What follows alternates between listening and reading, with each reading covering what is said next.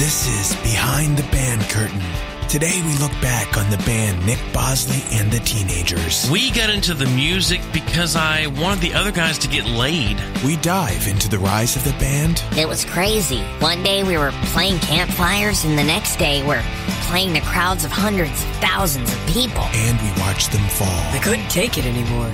Nick was getting all the girls, while we were getting his transvestites. I had enough. This is the story of a band gone good and taking a fall to the darkest hell of the music industry. This is Behind the Band Curtain. Nick Bosley and the Teenagers.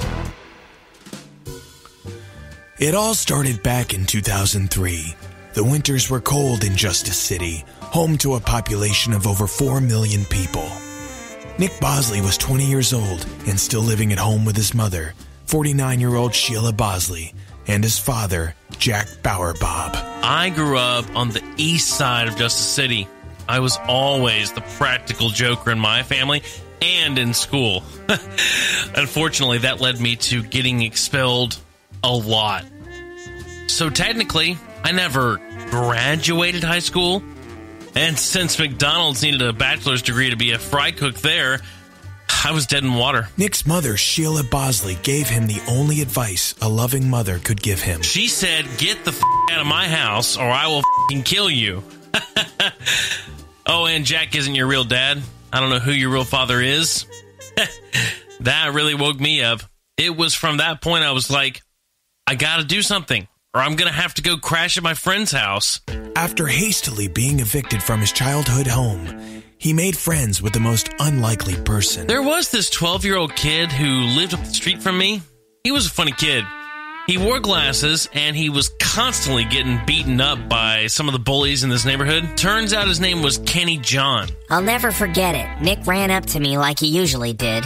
He was 20 years old, and we all thought he was retarded because he was still living with his mom and dad, but it didn't stop him from constantly beating me up week after week and taking my lunch money. On that day, I asked him, "Hey, dude, you want to hang out?" And I said, "Take my money." And I threw it in his face and ran as fast as I could. He followed me home, though, and that's when he saw it. A guitar. It was one of those beater acoustic guitars. It was by some company called Huffer. I knew right then what I was supposed to do. So Nick asked Kenny to show him how to play the guitar. Now, mind you, I didn't know what I was doing with the guitar. Tabs were just becoming a thing on the internet. I found 3 chords online and showed him how to play that. And that was it. C, G, D. I just played those chords day and night. Nick took temporary asylum with Kenny John and Kenny John's mother at their house while waiting for his parents to die so he could get their life insurance. I spent every day wishing, hoping that God would just do the dirty work. I mean, I was just sleeping on this kid's couch. I didn't deserve that. 2 short months after he was kicked out of his parents' house, his parents were both tragically murdered. With no evidence and no witnesses, Nick Bosley collected his $30,000 in life insurance and moved back to his childhood home. To save some cash, I decided to just pocket the money and not pay a funeral home to bury my parents. I put them in the garbage. I'm already paying $10 a month for the service, so I thought, why not? Cleared of any wrongdoing, Nick continued playing his 3 chords together, constantly inviting Kenny John over to hear what he was working on, until he decided to take the next step. By this point, I was 21 and Kenny John was 13. I was really good at my chords, and so far, I was the only one really pulling his own weight. So I picked him up and we went down to Guitar Place on 3rd Avenue and Main Street, and I bought him a bass. Now, mind you, I've never owned a bass. I've never played the bass. Christ, I didn't know what a bass was. But he found me the cheapest thing he could find. I think he found a bass behind the counter that looked to be in rough shape. Though, I'm not sure he paid for it because he wasn't given a bag or case, and he hid it under his trench coat that he was wearing in July. So impassioned with a dream, they practiced their chords over and over. Eventually, a time came when they needed to round out their duo to become a trio, and so they would bring on a drummer. Now, mind you, I wasn't a popular kid in school, and I was even more unpopular because kids thought I was weird for hanging out with a 21-year-old, which in hindsight was pretty weird. But I knew this kid who hung out at the back of the school who played with fire a lot. I asked if he could play drums, and he said yes. It was a weird time in my life. My parents had just divorced, and my girlfriend was cheating on me behind my back on AOL and was clearly flaunting it on MySpace. I just wanted to burn everything down. But Kenny John showed up and offered me an opportunity to express myself. So with little hesitation, Nick Bosley acquired a drum set and set up the band's first rehearsal in his living room. I'll never forget that night. There were needles everywhere, but Nick insisted it was to inject steroids into a turkey. So I didn't press the matter. Back then I was depressed. I felt like if I could inject things into dead animals, I was somehow giving myself power or something. Once they all set up to play, all it took was one chord to see the future. I called out, C! And me and Kenny John played it. Daryl didn't do anything, and all of a sudden, I saw my whole life right ahead of me. We played CGD, DGC, GGD. We played it left ways and right ways. It was really awesome. Nick would just sing whatever came to him. If he saw a roach climbing on the wall, he would just sing about it. If I hit the wrong note, the song would generally turn sour and become a anti-Semitic hate-filled song. And I would just hit random drums. They asked if I could play before I joined, but, how hard is it to play drums? You just hit a drum. But nobody seemed to notice if I was good or not. After that one rehearsal, Nick booked the band their first gig. It was a strip club. They always say if you're nervous on stage, just imagine everyone naked. So I took it one step further and made sure everyone was naked. Now, I was 13, so I had never been to a strip club before. I believe Nick lied about our age and said we were midgets. It was a Wednesday night, and I couldn't believe how naked everyone was. I remember we set up our stuff on stage, and it was clear. The C crew was working that night, which really meant we had nothing to worry about. These girls are the worst strippers on the team, so it was good practice. Once the band was set up, they played their first song as a band. It was amazing. I was so impressed with our sound, and it was clear everyone was digging it. I wasn't looking at the audience. Aside from all the old naked women walking around, I was really just focused at looking at Nick's hand because he just played songs we never rehearsed before. I just played random drums to emphasize the sound. There was one man there that night that would change the band's life forever. Record producer Saul Sanderman stood in the audience and liked what he heard. I was getting a dance, and then this music came from the back of the room. Some young guy with even younger kids beside him. I swear to God, I thought they were a homeless family looking to raise money. So after the first set, I went over and asked them if they wanted to make a record. Nick was flabbergasted. He was a little insulted. Well, I had never heard the phrase, make a record, before. I thought the guy was stuck back in the 70s. I just wanted to put out a CD. I gave them my card and I told them I wanted to produce them. I'd take 80% off of all the back-end sales and $10,000 up front in cash. I didn't think it was that good of a deal, but I was 13, so I wasn't really sure what a good deal was anyways. So we all signed the contract, and Nick gave his last $10,000 to Saul. Coming up, Nick Bosley and the Teenagers record their first album and reach critical success. We were having a lot of fun out there. Endless girls, endless coke. It was truly a party. And later, the band learns lessons from rock and roll. Nick spent all of it. Our $7 million gone. All coming up on Behind the Band Curtain, Nick Bosley and the Teenagers.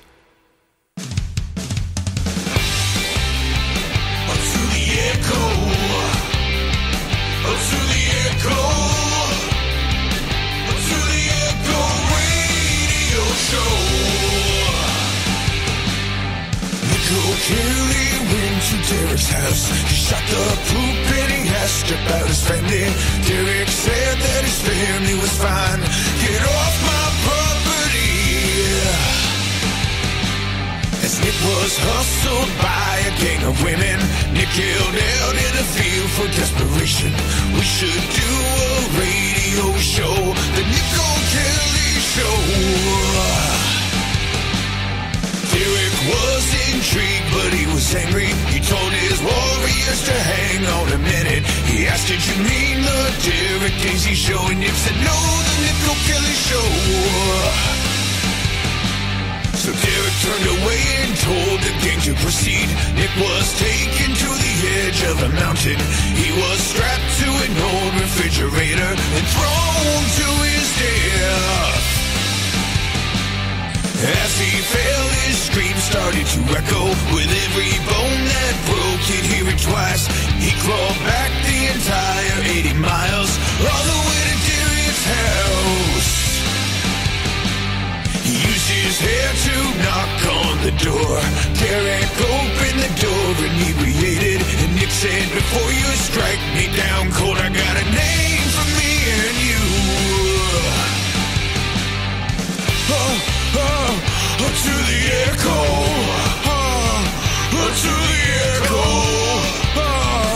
to the echo radio show. Derek said that just might be worth it. What makes you think I should let you live? And Nick said I had $20 in my pocket. That's all I have to give. To ensure that murder was off the table, Nick asked Derek to move to NYC, and they did the show very remotely. Nobody listened. After years of being a failure, Derek moved back and they tried again. But this time Nick finally had all the money and he built a studio. He converted a dirty public restroom into a state-of-the-art dirty restroom. He outfitted the room with microphones and toilet paper and called it AOK Studio Number 2.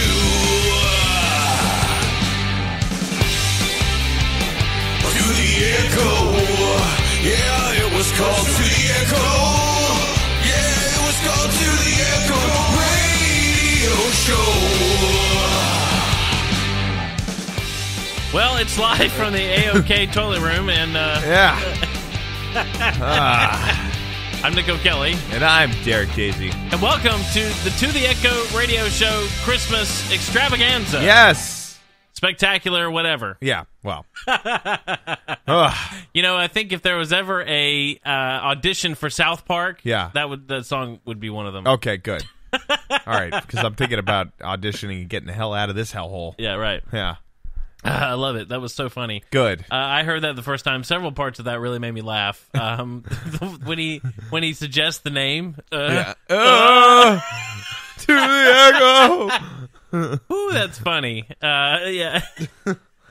And then the whole thing about he had all the money, so he converted the dirty bathroom into a state-of-the-art dirty bathroom. Yeah, you have to. I really just sat there for about an hour trying to come up with dumb things.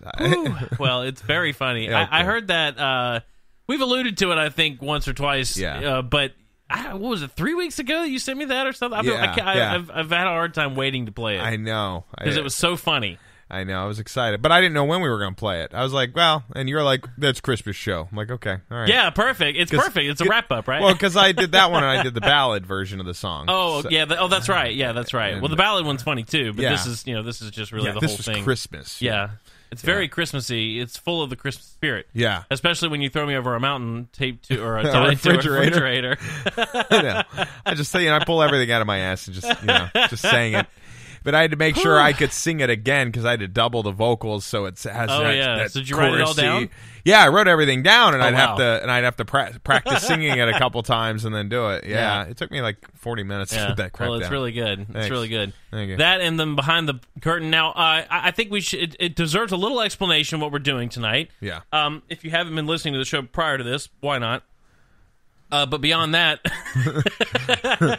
is that a rhetorical question? Yes. Okay. This is our Christmas spectacular here that you have joined us. We're going to be live. Yeah. For the next hour and 15 minutes because we've already lost. Or I'm sorry, hour and 45 minutes because we've already lost 15 minutes. Yeah. And yeah, we thought it would be fun to kind of wrap up the last 9 months or whatever it's been. Yeah. In a nutshell, I mean, not that we're going to go through the last 9 months, but just to have a nice wrap up to the end of the year. Yeah. I'm going to be out of town starting Friday for the rest of the year. All right. So it's coming fast. God, I knew it was going to be fast too. Yeah. And so we just wanted to do something fun. So we said, why don't we just broadcast for 2 hours? We're live anyway. Yep. No guests. Yep. And so Derek has graciously provided us with a 3-parter. Yeah. Behind the Curtain, Nick Bosley, which is just perfect. Oh, good. It's perfect in every way. It's been on my mind for a long time. Because we've done a couple of, I think 1 or 2 interview skits with him. Yeah. One main one. Yeah. But this is really Yeah. This takes all of the aspects of the skits we've done, where we did the Home Searchers thing and all the TV shows we've done, and then kind of wrap it all. I really like it. Good. It's really funny. So Good. you're going to want to stick around because that was just part 1. Yes. And there is much more to come. That's right. As we go through this little schedule of events for this evening. That Nick has planned. I have no idea what we're doing. So, well, I mean, it's nothing. It's all fun, but it's not like it's mostly just discussions and some games. Yeah, great. And I even have gotten 1, potentially 2 skits that we'll redo, or not redo, but listen to commentary. Yes, we're gonna do at least 1. It just kind of depends on how we get through all of this that I've prepared for us, which is rather extensive. So that's very exciting. So yeah, stick around. I mean, I'm excited. Are you excited? I'm excited. Have you had a good week? I have. My daughter turned 2 on Thursday. So cool. So does she feel older? Yeah, she does.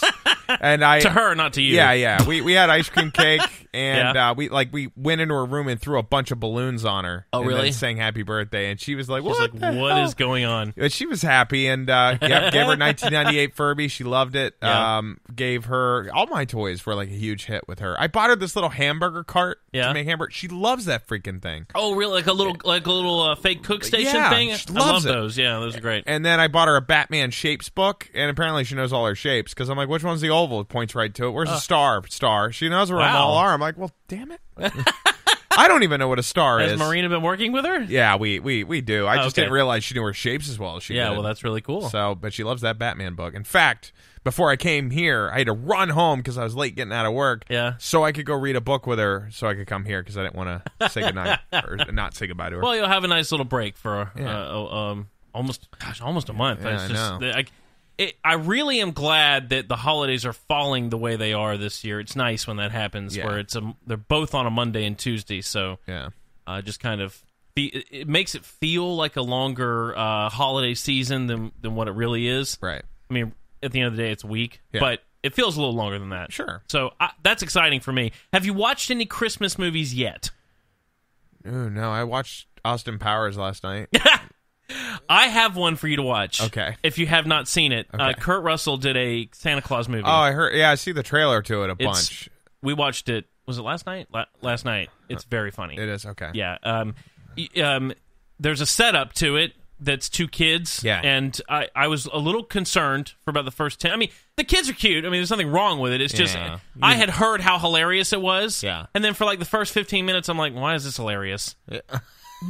But then Kurt Russell shows up and I'm like, oh, I get it. Oh, okay. All right. Good. It is what they've done. I was a little, I didn't want to watch it at first. Yeah. I only watched it because so many people told me it was funny. Yeah. Because, I love the Tim Allen Santa Claus. Yeah, me and too. I didn't want to see another one of those. Right. This is, in all ways, completely different.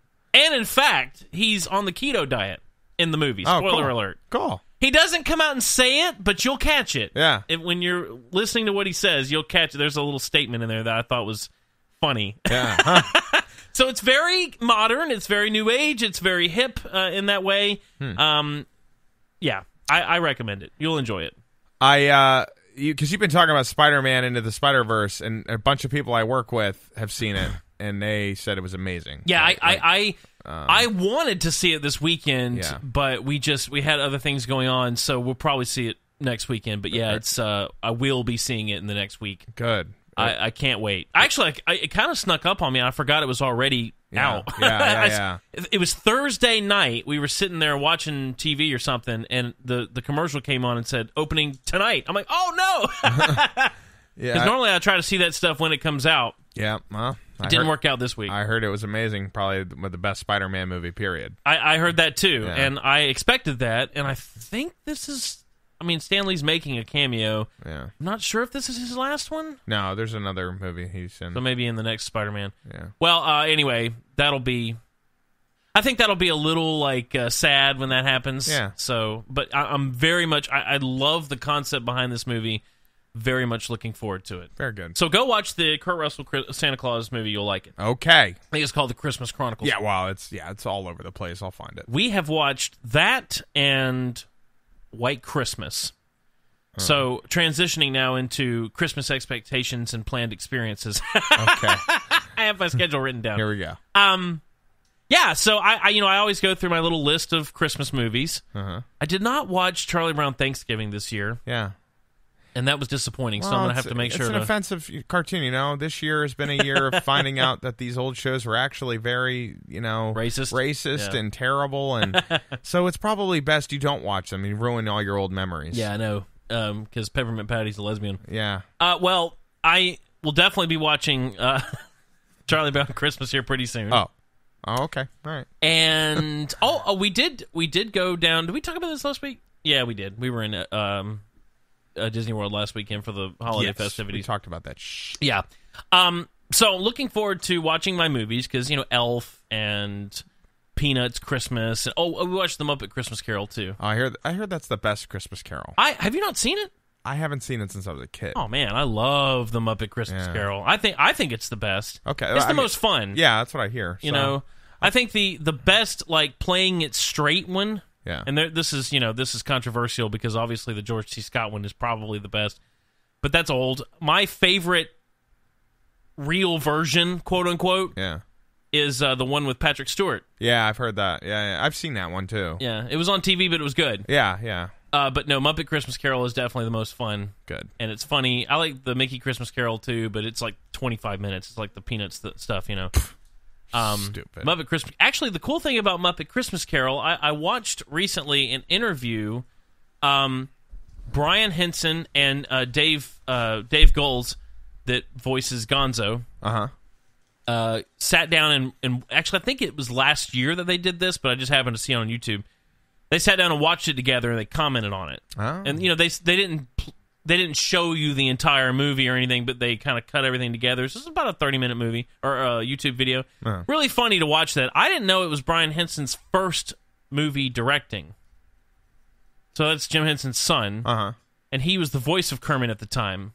And it was the very first movie he ever directed. That's kind of what he does now, is directs. Oh, okay. And he talks about the things that he did in the movie that you're like, oh, wow, that's really cool. I didn't even think about that. Cool little audio and visual effects that they had. They edited a lot of stuff together. There was a lot of forced perspective. Oh, yeah. Because it was in, I don't know, 95, 94, 93 or something. Yeah. A lot of really cool effects that he talked about, and there's this one with the Ghost of Christmas Future that was a digital effect, and he's like, ooh, digital effect, I forgot. This was a big thing back then, And it was funny to hear that. Yeah. So I revisited it and watched it, and it's great. Very cool. So what are your Christmas holiday traditions that you're looking forward to? Because now you've got Amy. Yeah, well, Christmas morning, she can open us some damn presents. Get out of my face. Are you going to watch some Christmas cartoons with her, Rudolph and Frosty? I don't know. Because right now she's still so young, it doesn't matter. She doesn't sit still that long. Yeah. But I am off Thanksgiving, or Christmas Eve and Christmas, so that's nice. But I don't really have any hard plans. We're just home. Yeah. I'm sure she's going to get a few other things from us, and we're going to go out, and I'm sure we'll play out in the yard and stuff with some of this new stuff. It might be snowing. No, doubtful. I don't think so. It did warm back up, which is nice. It is pretty good.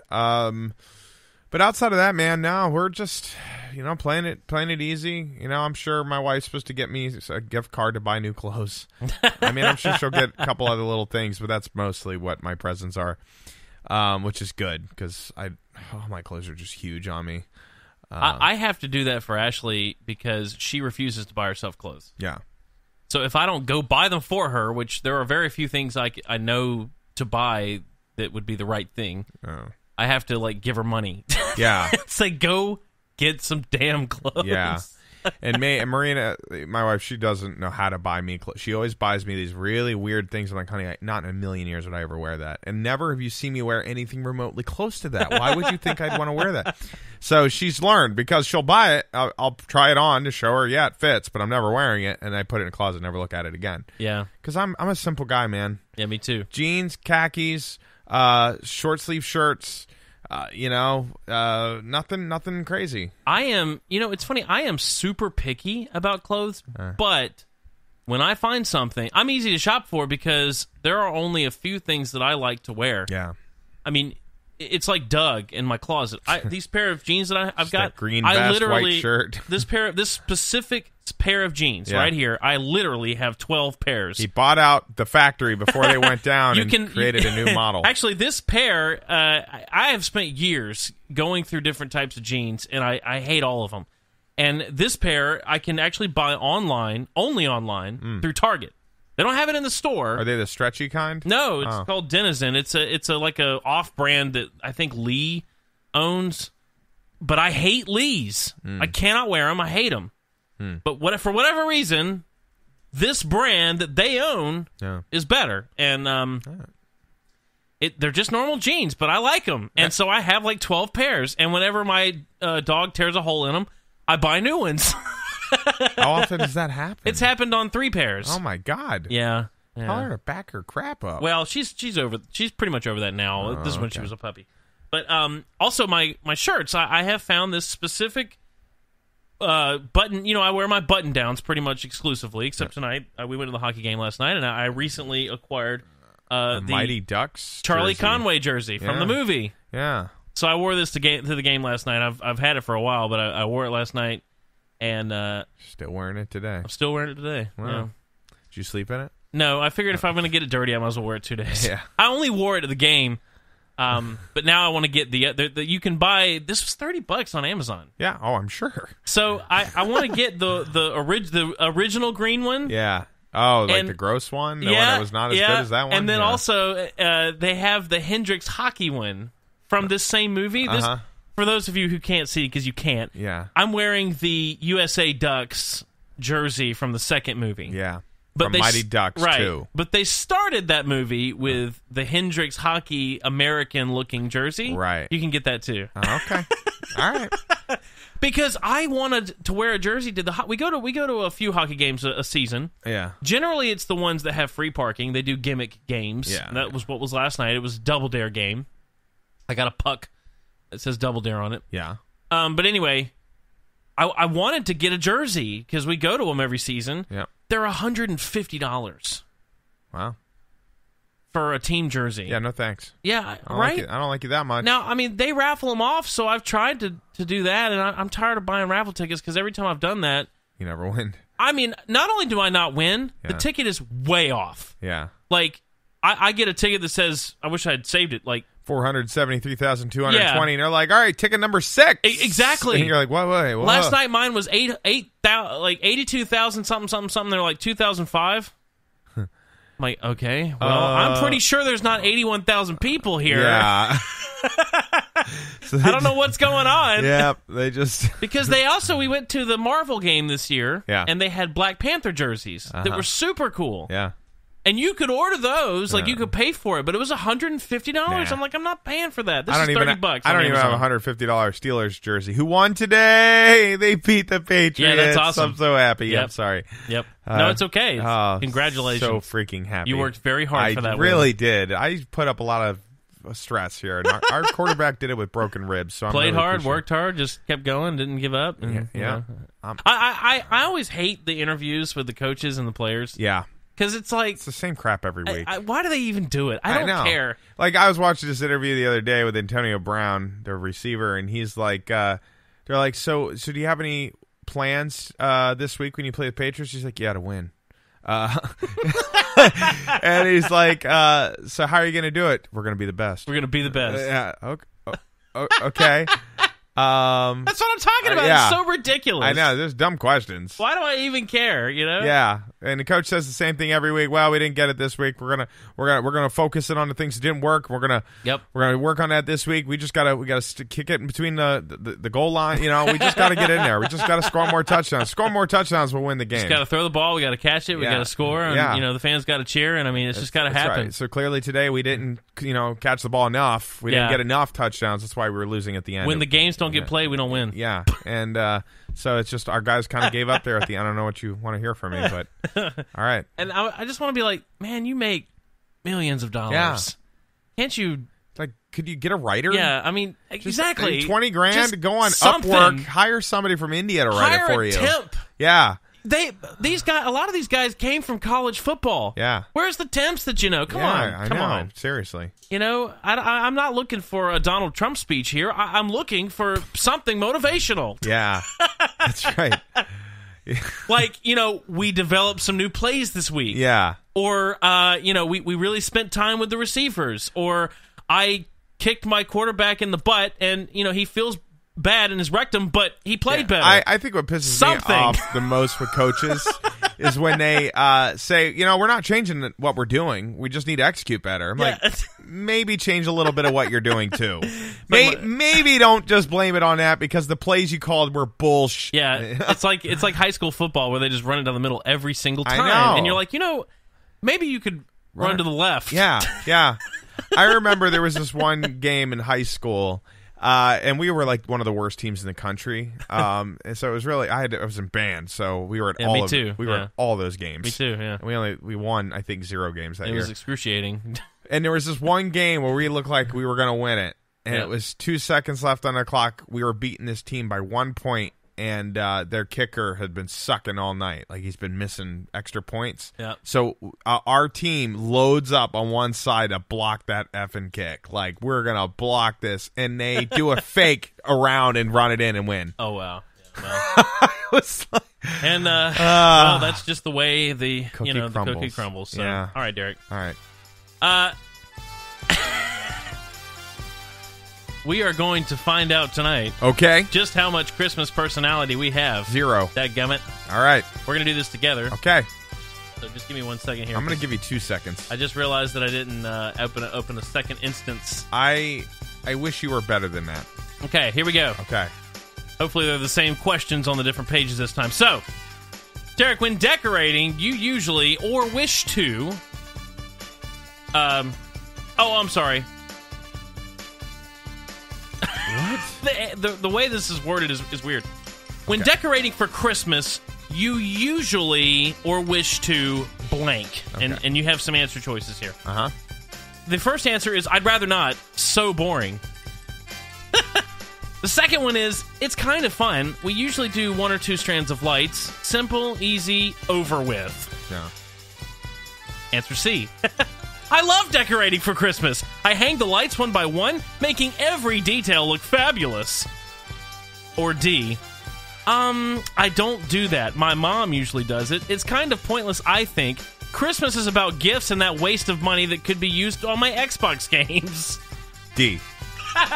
Because I'm telling my wife and I drive around the neighborhood, I'm like, who the hell would get up on the roof, risk their life to put up a bunch of stupid lights nobody cares about? So, yeah. I'm going to go with it's kind of fun. As you can see, we have a Christmas tree. I wasn't even... Oh, well, we have tree, but we don't do the lights outside. Yeah, I tried to convince Ashley to let me get some lit deer to put out in the front. Uh-huh. As you can see, there are none. None. 0. Because the entire neighborhood has all these gigantic inflatables. There's one around the corner that's funny. It's a Santa Claus in an outhouse. Yeah. And it's motorized, so he pops out of the door and is looking for his toilet paper every once in a while. It's pretty funny. Anyway, it's very tacky. Merry all right. Christmas. Santa on the can. His pants are at his waist, and there's a toilet paper roll there. Yeah. It's pretty funny. All right, moving on. What is your view, Derek, on Christmas movies? And here are your options. Okay. I love all Christmas movies. Rudolph, Grinch, Polar Express, you name it, I've seen it, and more than once. B. I like watching ones where they get a lot of gifts. It gets me so excited. C. I only watch them when it's actually close to Christmas. Whatever's on TV, I don't really have an all-time favorite. Or D. I hate Christmas movies. They are all stupid. I'm leaning more towards D, but I think I think I'll go with C. I'll go with C. All right. Whatever's on TV. Yeah. All right. You don't have an all-time favorite? No, not for Christmas. Home Alone. That'll come up later. All right. Okay.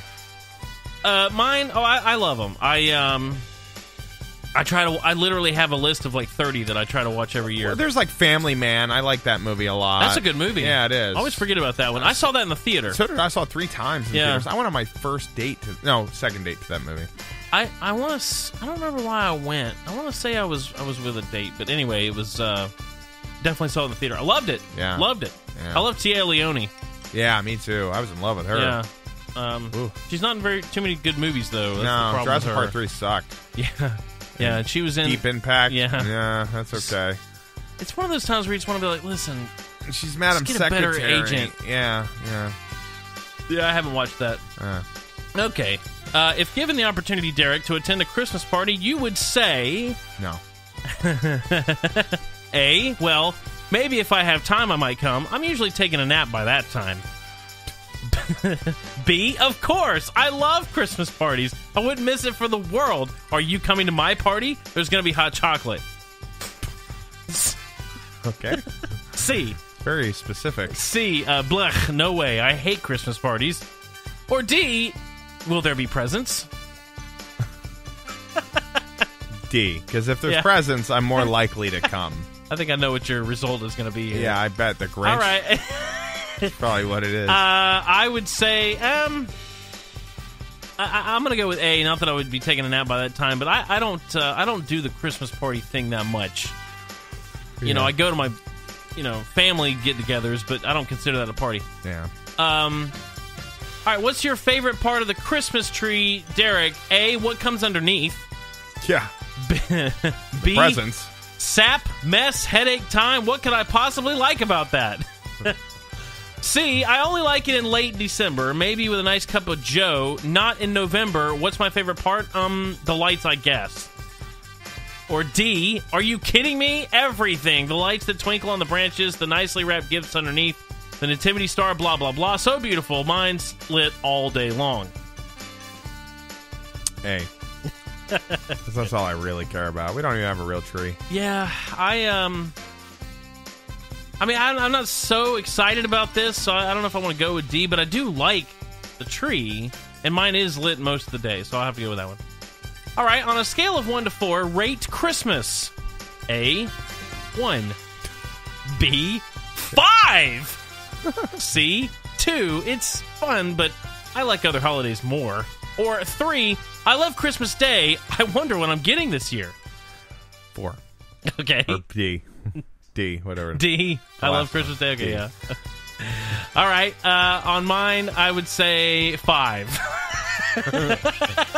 Yeah, clearly you like it. All right. So, here we go.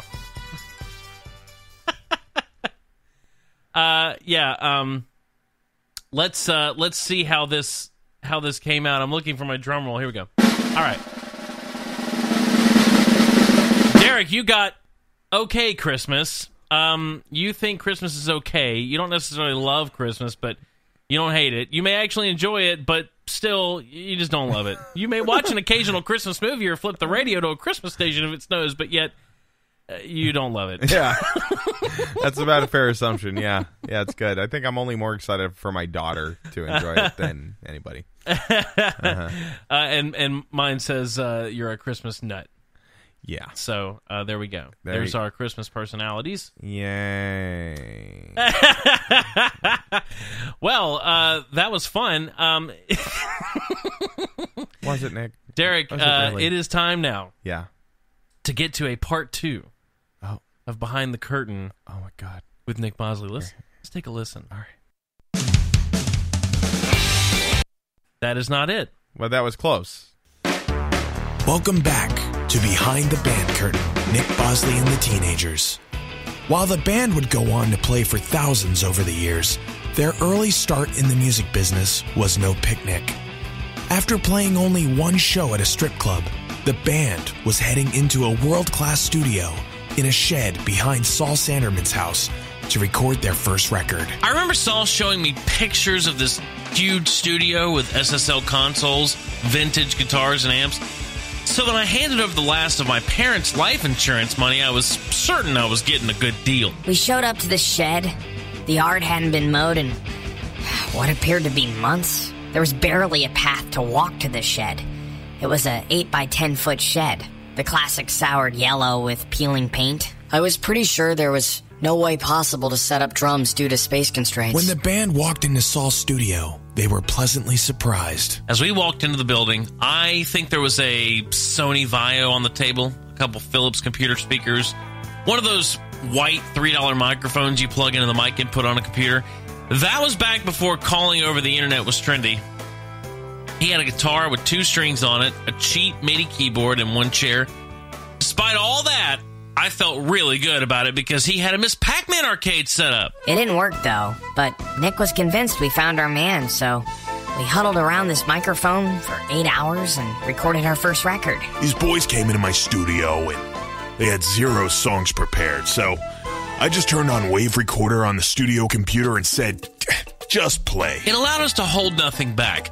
We just played for those 8 hours, and I really felt like we got every dime's worth for going there. After their session at Saul Sanderman's studio, they took their album to the local AM radio station and caught the ear of local DJ Jack Rudy Rooster. The band came into my studio, and mind you, this was in the early days where I mostly had old people or dead people listening.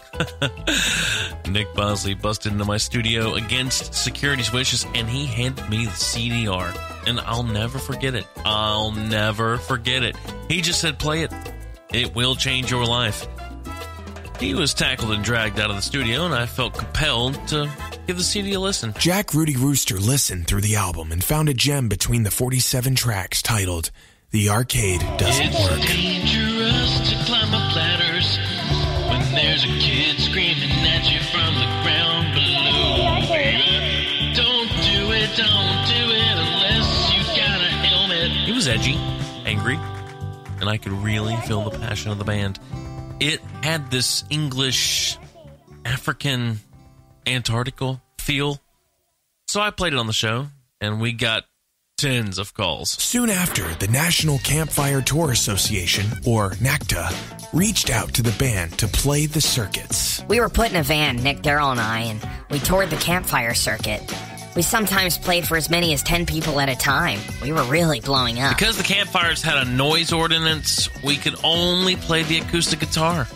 And since I was the only one who played the guitar, the rest of the band just kind of followed me around for moral support. It was frustrating. We were blowing up. People were loving us, but Kenny, John, and I hadn't played our instruments in months, and we were both pretty sure we forgot how to play.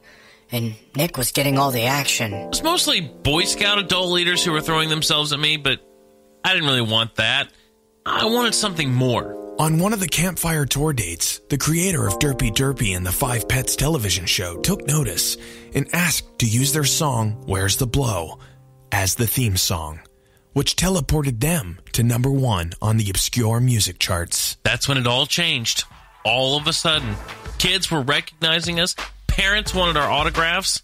It was nuts. The show went to #1 on the Kids Show channel, and along with it, Nick Bosley and the Teenagers. The irony about getting big on kids' shows is they're the worst ones when it comes to partying. They have access to the most drugs, to the most fun, to the most everything. It was no surprise we got involved. By this point, I was 14. I was getting older. I was wanting different things, but these girls were just throwing themselves at us. It became hard to focus. It was really hard to want to keep going, keep doing music when all there was a party in front of us. Soon after their success, the band moved to L.A. By this point, they had acquired $5 million in licensing fees and sales of their album and their hit song intro, Where's the Blow? Where's the blow? Where's the blow, baby? Give me big piles of flow in a measuring tape so I can measure it and brag to my friends about all the blow, baby. It better be white. We moved to LA together. We got a quaint 8-bedroom house with a waterfall, a basket court, a go-kart track, a flight simulator, plane machine, a sauna, a wall climbing center, and a 47-acre farm. We just wanted to be anonymous. We wanted to get out of the public eye. It was becoming uncomfortable. Coming up next, Nick Bosley goes on a 24-hour binge. We checked the bank accounts and the money was gone. We had nothing. And later, the band learns to accept their place in rock history. All coming up on Behind the Band Curtain. Nick Bosley and the Teenagers. I tell you, it's really a history lesson on the Nick Bosley and the Teenagers band. Yeah. I didn't even know that he had a band name. Yeah. Well, he did. I didn't. I know it's one of those things you tend to forget that, he did come from the campfire. Yeah, that's what he was. And that's what's funny about this is that now those campfire kids are teenagers. Yeah. It's crazy. It all flows together. Yeah. Wow. Man. Oh, Jack Rudy Rooster. Man, if only that guy was real. I know. Well, he's going to be real in 2019. He will be. He better be. Yeah. Oh, he's going to be. Uh-huh. All right, well, we've got another one here. Here we go. We told you this is going to be a Christmas spectacular. Yeah. I mean, so far, it's completely spectacular. Well, yeah. All right, Derek, we have a fun little game here that you and I are going to... We're not going to compete. Okay. We're going to talk about it. Okay. Okay, I've got quotes from Christmas movies, yeah, more or less, and the person is blanked out. I have to click the blank in order for it to show me who this person is. So we got to read the quote, and then we got to talk about it. Okay. And we'll decide who we think it is, and then we'll see if we're right. Some of these are quite obvious. Some of them are pretty hard. Okay. That's what she said. All right. Are you ready? Yeah, sure. Quote number 1. And the password is... That's not the quote. Okay, that's what Do you know I what was that's like, from? No. The Cable Guy. Oh. I Jim never, Carrey, I never Matthew saw Broderick. it. I never saw You've it. never seen The Cable? No. Oh, God. I know. It is the most awkward Jim Carrey movie ever. Yeah. Plus Matthew Broderick. And also, what's the chick from 40-Year-Old Virgin that's drunk and driving? Oh, I don't know her name, but I know who you're talking about. Yeah, the wife, of the guy that wrote all those movies. Judd Apatow, yeah. Yeah. She's in it too, I think. I think she's in it. Anyway, there's so many good scenes. He takes on medieval times. They're playing the game Password, and Jim Carrey keeps saying, "The password is." And he hires a stripper. I mean, you gotta watch. It's so funny. I know he's got that lisp. Yeah, I know that, but it's the most awkward Jim Carrey movie ever, and in the vein of The Office. Yeah, it's hilarious. Okay, all right. Quote number 1: "Bah humbug." Bah humbug. Yeah. A Christmas Carol. That's right. And the person that said it was Ebenezer Scrooge. That's right. That's right. Okay. I'm pretty sure we're right on this one. Yes. Ebenezer Scrooge in Charles Dickens' 1843 novel, A Christmas Carol. That's right. Give or take a few years, sure. Yeah. That's right. It is a novel. It was. Good novel, actually. Yep. That and Stephen King competed back in the 1800s. The 1800s. When it came out. It was pretty crazy. All right. Quote number 2, Derek. Okay. "Don't you cry, I'll be back again someday." Don't you cry, I'll be back again someday. Yeah, that's what you need to try to do these quotes. That's what's funny. That'll be funny. But I don't know if that's even the movie. Well, this one's obvious. Is it? It's Santa Claus. They're more or less from movies. He says this in many different movies, but it's a Santa Claus quote. Oh, okay. I'm sorry, I don't know. I probably didn't explain it right. Yeah. Oh, I'm wrong. I'm very wrong. Who do you think it is? It's not Santa Claus. I don't know. Let's say it again. "Don't you cry. I'll be back again someday." I don't know. Well, ladies and gentlemen, if you're screaming at your radio, it is indeed Frosty the Snowman. Well, I was that guy. way off. Yeah, that's nothing like Santa Claus. I'm sorry. Why did I think it was Santa Claus? I don't know, because you're an idiot. Frosty the Snowman. I gotta watch that one Frosty the Snowman. Yeah. Did you know that the Frosty the Snowman cartoon was the same creators of the Rudolph and all the claymation? Oh, I imagined. But Frosty, of course, is regular drawn animation rather than claymation. You're right. I just always assumed it was a different person. No, it's the same people. Oh, I'm sure. They did all of those. They both felt very similar. Yeah, and it's 2 guys. I don't remember their names, but they did all of those movies, including Frosty. I didn't know that. All right, here we go. Oh, yeah, this is a good one. I know this one. Let's see if you know this one. All right. "One can never have enough socks. Another Christmas has come and gone, and I didn't get a single pair. People will insist on giving me books." This is definitely a movie. Most of these are movies. Yeah. I don't know. Well, Derek, Yeah. I'll give you a hint. No. Okay. I don't can know. It's Dumbledore Dumbledore? in Harry Potter and the Sorcerer's Stone. Dude, I don't watch Christmas movies, especially Harry Potter. That's why this is fun. Okay. Okay, good. All right, here we go. All right. I know what this one is. Okay. Maybe Christmas, he thought, doesn't come from a store. Maybe Christmas, perhaps, means a little bit more. The Grinch, and this is Jim Carrey's The Grinch, and Anthony Hopkins was the narrator who said it. It is The Grinch. Yeah. I think it's just from How the Grinch Stole Christmas. Oh. I think it's in both. Okay. All right. You're right. Yeah. Anthony Hopkins says it in the cartoon, I think, Yeah. as well. Yeah. You know, that's a cartoon I don't watch every year, although I love it. Oh, it's is a The great Grinch. one, Yeah, I don't. That's not one I watch every year. Normally, because I just don't. I usually miss that one. Yeah. Because they play Rudolph like 100 times. I don't watch TV, so I don't see a lot of this stuff anymore. All right. I don't have cable. We should both get this one. I What? never thought it was such a bad little tree. It's not bad at all, really. Maybe it just needs a little love. Is it a porn? Because I don't know. No, this is Linus Van Pelt No. in A Charlie Brown Christmas. I would not have gotten that. Okay. Good. All right, this one's fun. All right.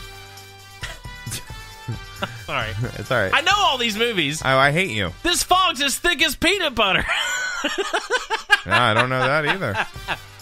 This is from the same creators as Frosty the Snowman, Okay.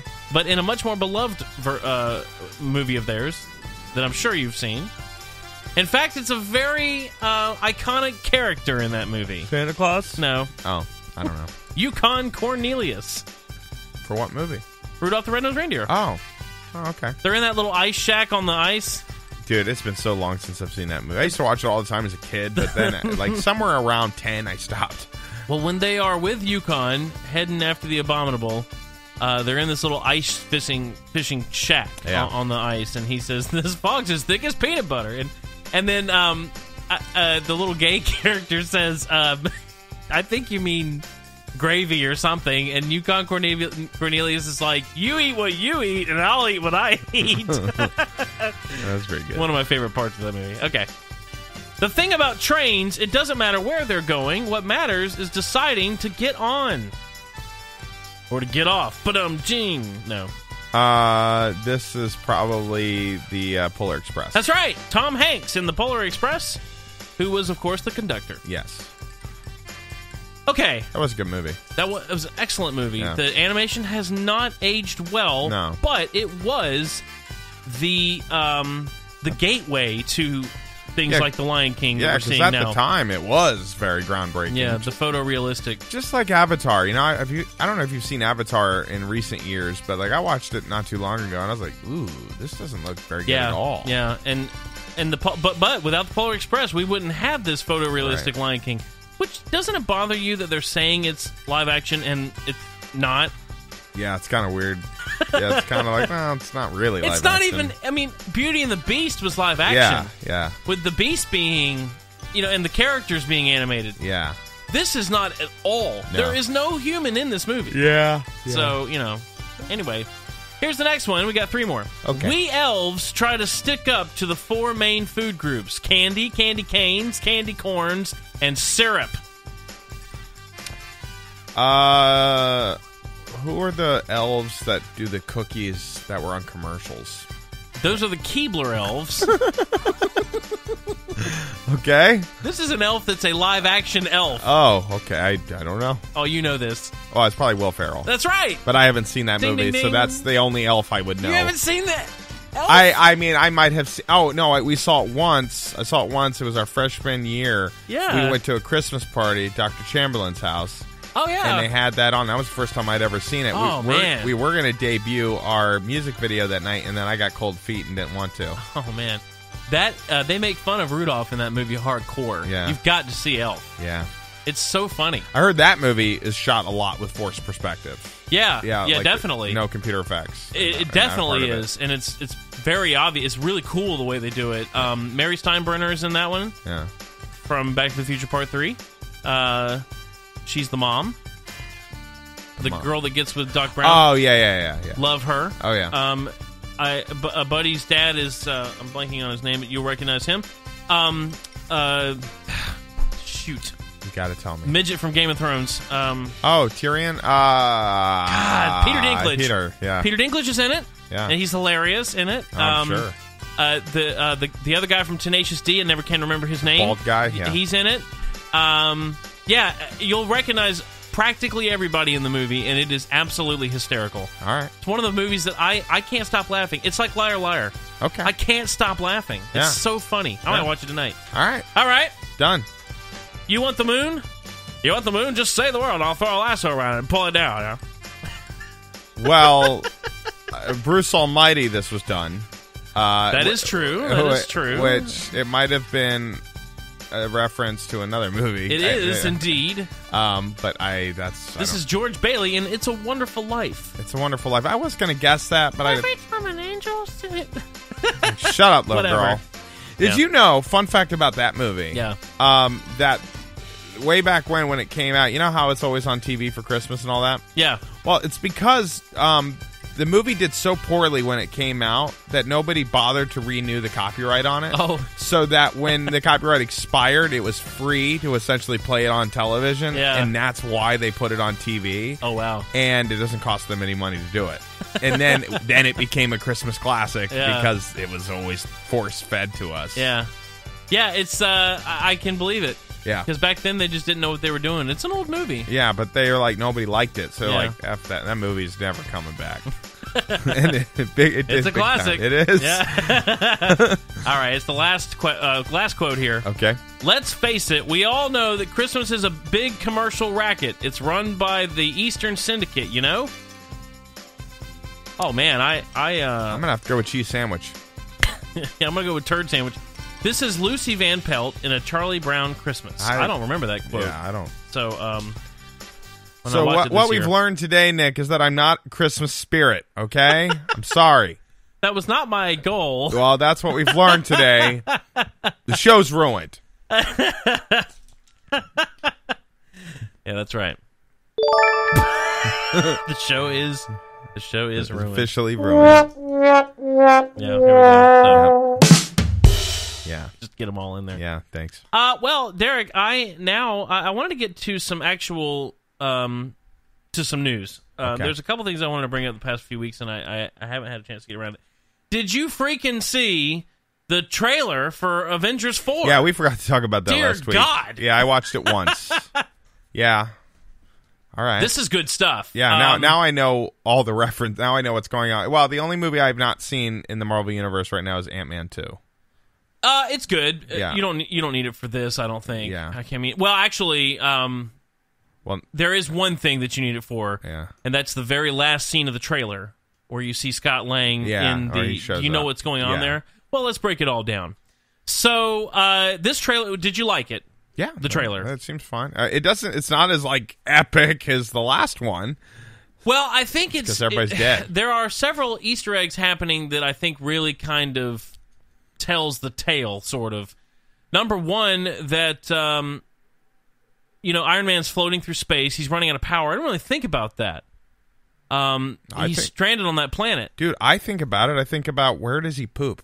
Where does he pee? How does he stay alive? That's what I was wondering. No, I mean, I forgot about the fact that, everybody got, taken out of existence, which he saw that happen to Spider-Man and Doctor Strange. Yeah. But Tony not being on Earth I'm sure he knows it's Thanos, but he doesn't know the scale of the issue because he saw it happen to two people. For all he knows, that was it. Yeah. I'm sure he assumes otherwise, but there's no hard evidence. He's in the middle of space. Yeah. And he's floating through, losing power, and he's got no one to help him get home. Yeah.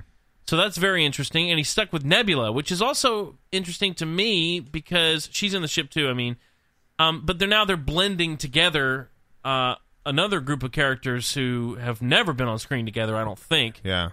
So I thought that was cool too. Yeah. That message to Pepper, of course, if you haven't seen the trailer, spoiler alert here, and if you haven't seen it, come on. Don't be an idiot. Just watch the trailer. We're like 2 weeks behind on this thing. 273 million people watched it in the first 24 hours. Yeah, so we should have talked about this last week. I know. Yeah, he's leaving a message to Pepper. Yep. but the thing about that is that it kind of... I believe what's happening is that we're going to see some time travel. Yeah. So I'm going to go ahead and... Do you want me to give it away, the Ant-Man 2 thing? Sure. It's an after-credit scene. Oh, sure. Okay, so the movie's great. And by the way, you know, it's not like epic. It's just fun. Yeah. It's totally separated from all the other crap that's going on. That's usually what happens, yeah. With Yeah. that. But it's really fun. There's a lot of cool things in it. I just haven't gotten it yet, that's all. I love that guy, the Hispanic guy that's in the movies. He's hilarious. Pena. Yeah. I can't think of his first name. Anyway, after the credits, of course, they get back the original Ant-Man, Michael Douglas. Uh-huh. They get back his wife. They go into the molecular realm and get her and save her. Oh, cool. So she comes back. That's cool. And it's Michelle Pfeiffer. She's great. So there's a whole little like rendezvous, mother, father, daughter thing happening, and that's cool. But anyway, they're together by the end of the movie, and after the credits, they are about to send Scott. They now have the machine that they developed to go save her. They have it sitting in the back of his criminal van, his brown van. Yeah. And he goes down into the quantum realm, and that's when the snap happens. And so he's in the quantum realm, and you see outside of his van, Michelle Pfeiffer, Michael Douglas, and the girl from Lost all disappear. Okay. So he's stuck because he can't get back. Yeah. And so you're sitting there like, oh, God, how's he going to get out, right? Yeah. Well, now that we've seen him in the trailer, if you notice, and this is what's really cool about these trailers, they drop all these Easter eggs. Yeah, of course. It's an archived video that they're watching. And that's why Captain America says to Black Widow, is this an old video? Because if you notice in the top left-hand corner of the video they're watching, it says archive. And there's even a little lettering there, and some people have speculated that it's a date, which looks like 1983, but I don't think so. I think it's a letter and a number. Anyway, being that it's an archived video, especially if it is from 1983, how is he... Because the new Avengers headquarters is the one in New York. Yeah. Used to be a Stark weapons like storage facility. So when his dad was building stuff, it was a storage facility, and that's what he turned into the new headquarters. So it is completely plausible and actually factual that it is there in the past, just not as the headquarters. And so the speculation is that Scott has figured out how to travel through time in the quantum realm, which they established in Ant-Man 2 that's possible. And he has shown up at that warehouse asking to be let in.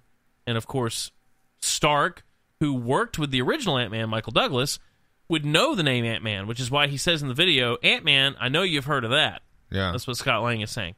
So the idea here is that we're going to see some time travel that would potentially go back in time to stop Thanos that way.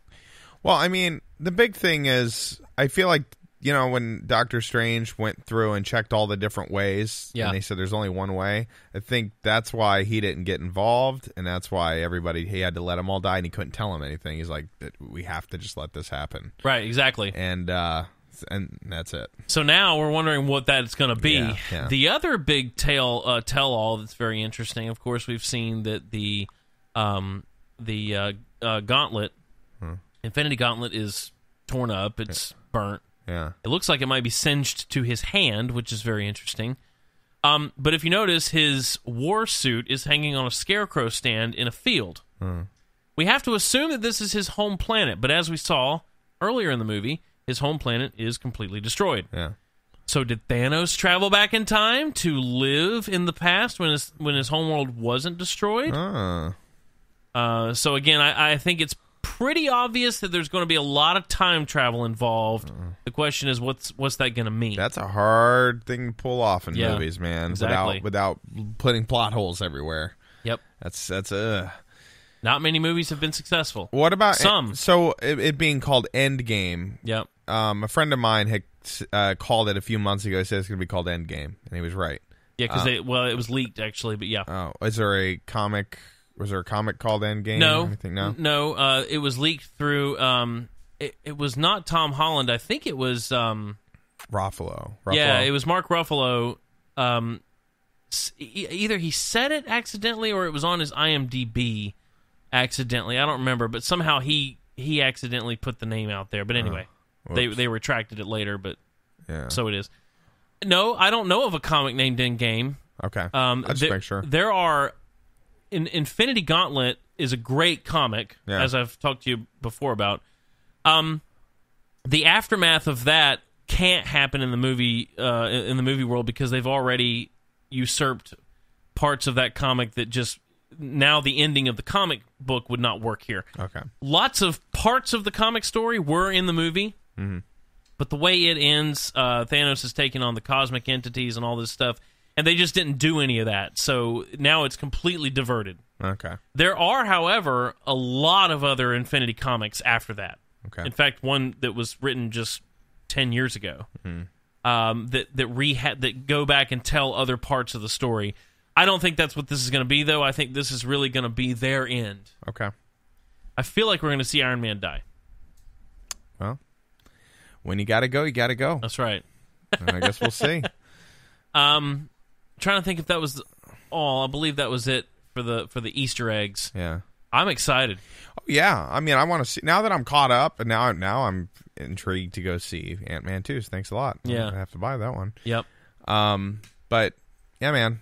So that was one thing we missed. Yeah. So that's good. Without a doubt. Yeah. The other thing, there's a couple of other movies coming up. Are you going to try to see Aquaman? Are you interested in Aquaman? No, I'm just not. I And swear. I've heard good things about it, but I just don't want to... I have to wonder if they're just hyping this thing up because they're just like, you know what, if we don't make money on this, we're screwed. I mean, I hear it's a lot like a Marvel movie. Yeah. So I'm like, well... I mean, I'm sure it's fun, but again, like, there's not a lot of Marvel movies I've seen in theaters, so I'm okay with that, you know? Maybe I'll wait until it's out. I just... My problem with DC saying that is that they're not Marvel. And their comics aren't either. They're just very different. I'm sorry. Like, you haven't been doing the other people right. I don't care. Like, And this is probably the first time that Aquaman will be done right, you know, in a way that I think a lot of people can get behind. Because, dude, that guy was gay. You know, like, he was just, he was lame in everything he'd ever done. Yeah, he surely was. Yeah. In the past, like, he's riding seahorses. Like, dude, come on. Nobody wants to be Aquaman. Yeah. I'd make up my own superhero before I volunteered to be him on the friggin'... Be like, no, I'm from a different comic, you know. The DC bought our comic books. It's like South Park where they call him Seaman. Yeah. Yeah, there you go. I don't know. Yeah. I'm just not interested in Aquaman at all. Yeah. Who cares? Yeah. So, but that's not the only big movie that that's coming out. I don't know if I'm going to see it. Yeah. We'll see. The one that I am going to go see, probably opening night if I can help it, is Mary Poppins. I'm getting very excited about Mary Poppins Returns. I heard it was good. Like, not like spectacular. They said it was a good movie. They definitely didn't ruin it, and it didn't feel like a cash grab per se. Yeah. They're like, yeah, it had its moments where, they probably shouldn't have done things, but outside of that, overall, it was pretty good. Do you like Emily Blunt? Yeah, she's fun. I thought it was interesting. I never saw A Quiet Place. Oh, I did. Yeah. Is it good? Yeah, it was good. I mean, it was I saw it in the theater. I felt no need to buy it. Yeah. And that usually is that's usually a teller like I'll see it once and I'll probably never watch it again. Because now I've seen how it works. Yeah. They're doing a sequel. They are? Yeah. Yeah. When? John Krasinski's come out and talked about how he's approaching the sequel. I didn't even read that article because I'm like, well, come on. I don't know why. I mean, all right, that's a huge spoiler. Never mind, I can't get into that. Okay. What? No, just... Well, I know the end. Yeah. I think. They're aliens, right? Well, there's aliens, but we kind of know that in the beginning. Yeah, okay. Well, I don't know. Yeah, you don't. So I can't spoil that, but... I mean, it was fine. Like, I enjoyed it, but again, remember, that was the day that I learned I was 293 pounds. That was the day I went to get a massage and I had the worst splitting migraine I've ever had in my life. That was the day that after that massage, we went to the movie theater to watch a movie that is virtually silent for the first half of it. Yeah. So I'm exhausted, and I'm, fat, and I'm just tired. So, maybe if I watched that movie now, I'd enjoy it a little more.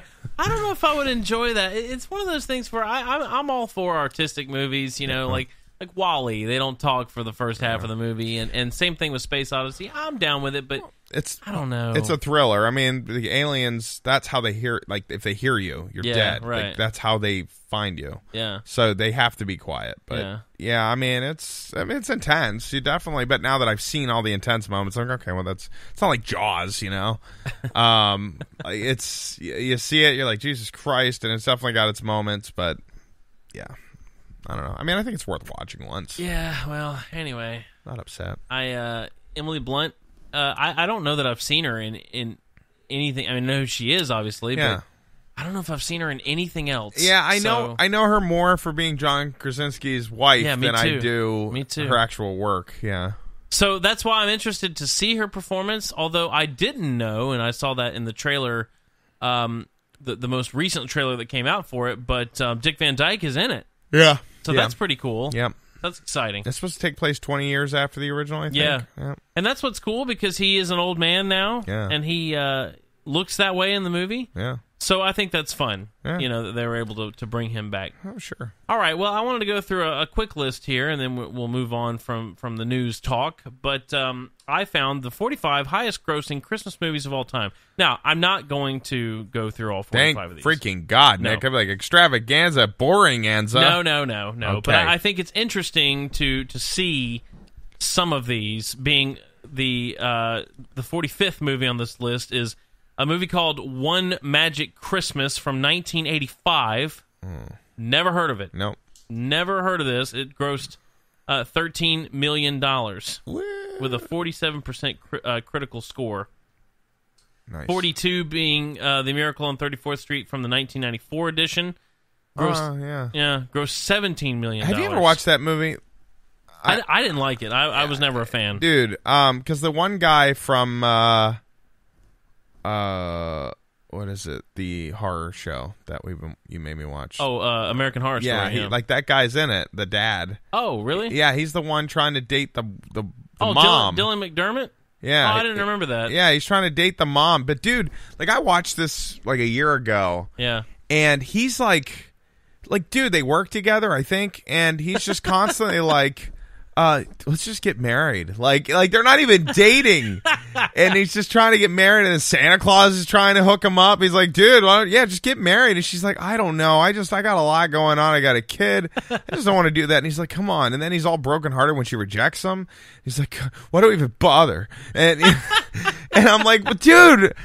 Take her on a freaking date once, man. You don't have to marry her the first sight on scene. Come on, dude. Yeah. So it was kind of creepy. Oh. Yeah. I remember. I was not a fan of that movie. Yeah, as the original, I remember crying when they arrested Santa Claus because he. Oh yeah. Yeah, that's like right. he hit that guy. I've forgotten the entire plot of this movie. God, I remember like as a kid, be like, "Why are they arresting Santa? Like, what? Why? Like, don't they know he's a good guy?" No, man, I remember bawling when I saw that in black and white. It was the only black and white movie I ever liked. Yeah, it's weird. Well, the original's okay. Yeah, this was the 1994. Yeah, one. I didn't care about him. Yeah. I was like, well, he's gonna build Jurassic Park. He'll be fine. By then, I knew who he was. Yeah, that's true. That's true. Yeah. Yeah. He'll be all right. Yeah. Moving on. Yeah. No, okay, so another interesting addition to this, the 39th installment of this list. This is the 45 highest grossing Christmas movies of all time. Of course. A Christmas Story. 39th. Yeah.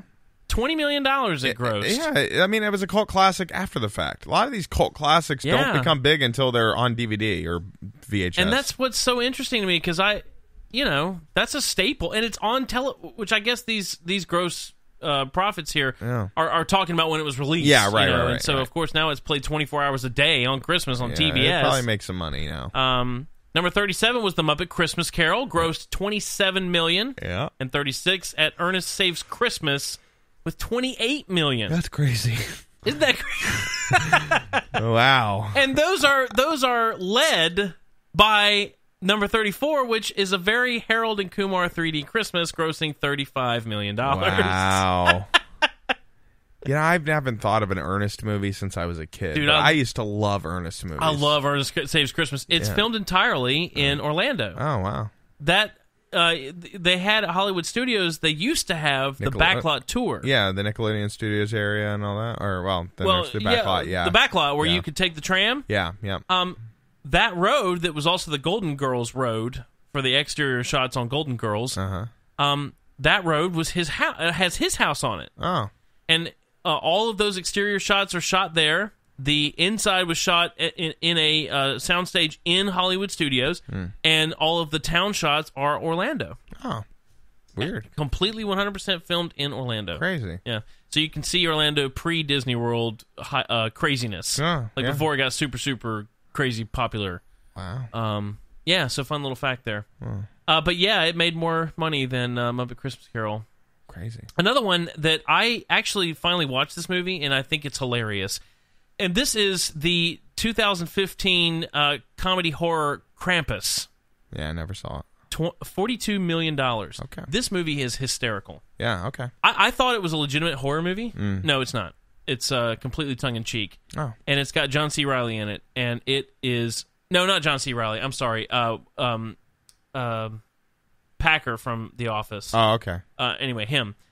It is hilarious. Yeah, he was in a movie called Out Cold, which takes place at a ski resort. Yeah. That was the first I'd ever really seen him in a movie, and he's funny in that too. Yeah, so I would say to you, if you're ever bored and want something fun to watch, Krampus is far exceeded my expectations. Let's say that. Yeah. All right. Yep. All right, moving on down further and further here. Oh, and by the way, The Nutcracker and the Four Realms, which is a complete flop, is number 23 on this list with $52 million. Yeah, but think about the marketing push. Like, it didn't make their money back. Yeah. It doesn't, because I saw that on the front of every movie I saw the last 3 months. Yep. That one led by Bad Santa with $60 million. Yeah. How did Bad Santa 2 do? Oh, that's further down. We passed that already. Okay, it was up in the 40s. Cool. And Scrooged was at number 20. I love Scrooged. You ever watch Scrooged? I haven't, but I saw the trailer of it. Now I'm intrigued. Yeah, it's funny. Okay. I mean, it's a little dry as some of his movies. Then this was 1988. Yeah. Okay. But it's funny. I enjoy it. It's a classic. Yeah, $60 million in 1988. Wow. Led closely by only that one grossed $60,300,000. Jingle All the Way. Yeah. $60,500,000. Because that movie made fun of all the hysteria of things like Tickle Me Elmo, and actually it was based off the Cabbage Patch Kids. Yeah. But like Furby, Turbo Man, I think. Turbo Man, Yeah. right? But that was that hysteria. That's what the writers were thinking about. 1996. Yep. Jingle All the Way. That one led by number 17, Christmas Vacation, which of course is... Yes, another cult classic. Yeah, absolute love it. $71 million in 1989. Which is that's north of $3 trillion today. Yeah, that's impressive. That's pretty good. These are some big numbers for the 80s. I love Christmas Vacation. Yeah. This is a staple. Yeah. We always watch it a little closer to Christmas, but I love this movie. Yeah.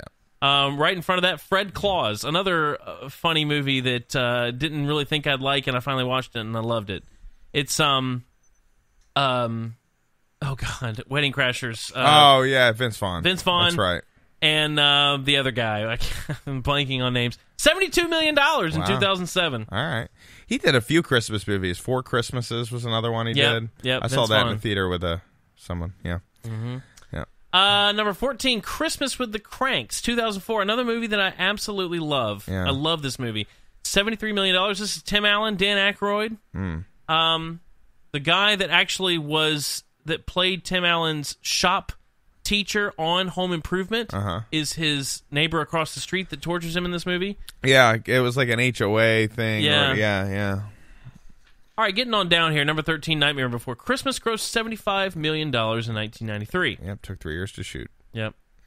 Now, okay, here's the important ones. Yeah. Number 12. This blows my mind. Blows my mind, okay, Derek. let's go, Nick. The Santa Claus 3, The Escape Clause, with Tim Allen. $84 million. I watched that. I didn't enjoy it all that much. It's terrible. Yeah, it's terrible. The one with Jack Frost. Yeah. And it's Martin Short. Yeah. Horrible. Yeah. This is Tim Allen, man. He rakes it in on Christmas. Yeah. Christmas with the Cranks, and then all 3 Santa Clauses. Yeah. 4 Christmases was number 10 on this list. Nice. $120 million. It's a decent movie. Yeah, I enjoyed it. Yeah, it was pretty good. That one time. The Animated Christmas Carol is number 9 with Jim Carrey. course. 137 million. Oof. Number 8, The Santa Claus 2, $139 million. Man. I mean, Tim Allen, come on. Yeah. Number 7, The Santa Claus. Yeah. $144 million, As a kid, Derek. I love that movie. God. So good. Great movie. Yeah. Elf at number 6 with $173 million. Now, keep in mind, I read those movies to give you the perspective for the top 5. Okay. Because those are big numbers. Those are. Let's talk about the big hitters. Okay. All right. Home Alone 2 in 1992, Derek. Yeah. Now, we're talking about Elf being from 2003 with $173 million. Right. 11 years its senior made $174 million. Which would have been probably about 300, 400 million. Yep. Equivalent. Yeah, I saw that movie in theaters.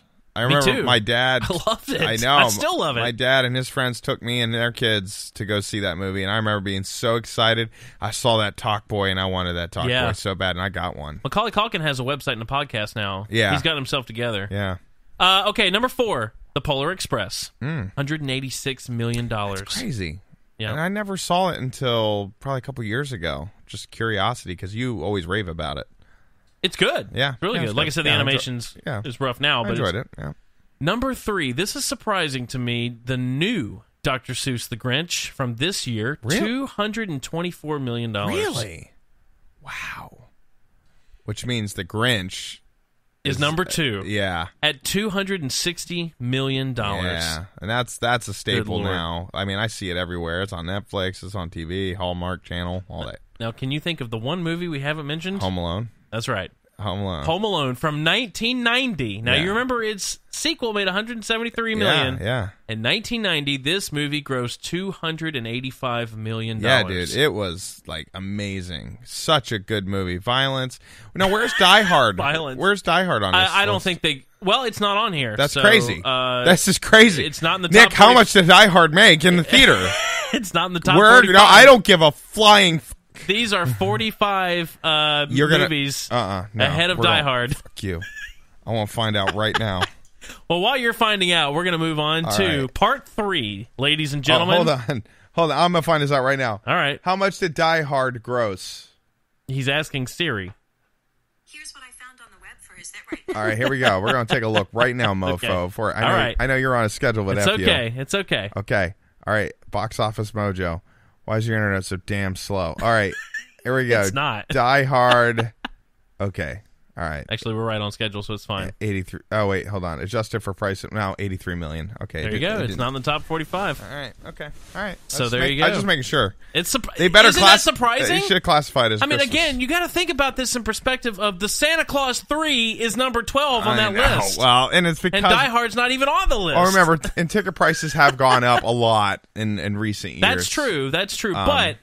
Nevertheless, Home Alone in 1990, which that has to have been the equivalent of $900 million. Oh yeah, nowadays. this thing blew it away. Yeah. It's like the Beatles. Yeah, it's like this is the Christmas movie. Yeah, it was awesome by far. Yeah. It's more than double the top 40 highest grossing Christmas movies of all time. It's double those profits. Yeah, I loved it. Yeah, so there you go. All right, ladies and gentlemen, we are now ready for part 3 of Behind the Curtain with Nick Bosley, and you know those guys. It's those wacky, wild teenagers. Take a listen. Welcome back to Behind the Band Curtain with Nick Bosley and the Teenagers. The band just earned $7 million, had a mansion, and was the hottest band on the circuit. The rest of the band didn't experience what I was experiencing. I was an adult, so adults wanted access to me. The rest of the band were teenagers. People were more concerned if they were going to bed on time. It was clear to Daryl and I that Nick didn't want us around. He was quickly taking over the spotlight from the band, and that hurt, because we thought we built this together. I asked Nick, I said, Nick, do you want us to leave the band? And he said, Daryl, of course not. You guys are my brothers. I was lying, of course. They were holding me back creatively. In a fit of depression and rage, Nick drank an entire bottle of Jack Daniels and donated the band's entire fortune to the terrorist cell known as the Sunburners. I don't remember how or why I donated all that money to that group, but I did it. I wasn't proud of it. I checked the bank account. I was going to buy a yacht, but all the money was gone. All of it. Actually, insult to injury, we were negative $40 because of overdraft protection. It was the first time in my life that I felt scared. I knocked on Nick's door. He answered. I punched him in the face and beat him until he was unconscious. But to be fair, he was already unconscious when I found him. Yeah, I don't remember ever having a scuffle with Daryl, but I never saw him again after I spent the money. The band was breaking up. Daryl hitchhiked his way back to his home where he discovered his parents had moved. He was now homeless. From that day forward, I just begged for money and sleep on the street. It's not as glamorous as it was before, but, I'm free. Kenny John, on the other hand, saw greater success. I went off and started my own country music career. I've played on the albums of some of country's biggest stars. With the band out of the way, Nick sold the mansion and went back to Saul Sanderman's studio with $2 million to record what would become his comeback record. Without the little twerps there, we were able to achieve greatness. We had a breakthrough. We went on to create the Nick Bosley Definitive Collection, featuring 172 original songs. It was a masterpiece. Baby, it smells like shower time. I know I stink, but I smell like wine. Yeah, baby. And while the album only sold 2 official copies, the album caught the eye of the Iceland Music Awards. And the winner of the outstanding noise goes to Nick Bosley. That was a big moment for me. I finally felt like I turned a corner. I made it. After several years of not speaking, Nick finally reached out to the band to do a reunion show in downtown Justice City for the 4th of July. Thousands of people came to show their appreciation and to see the biggest fireworks show in 30 years. It was amazing. We were thinking of just doing the show for charity, but after 10,000 people showed up, we decided to just keep the money.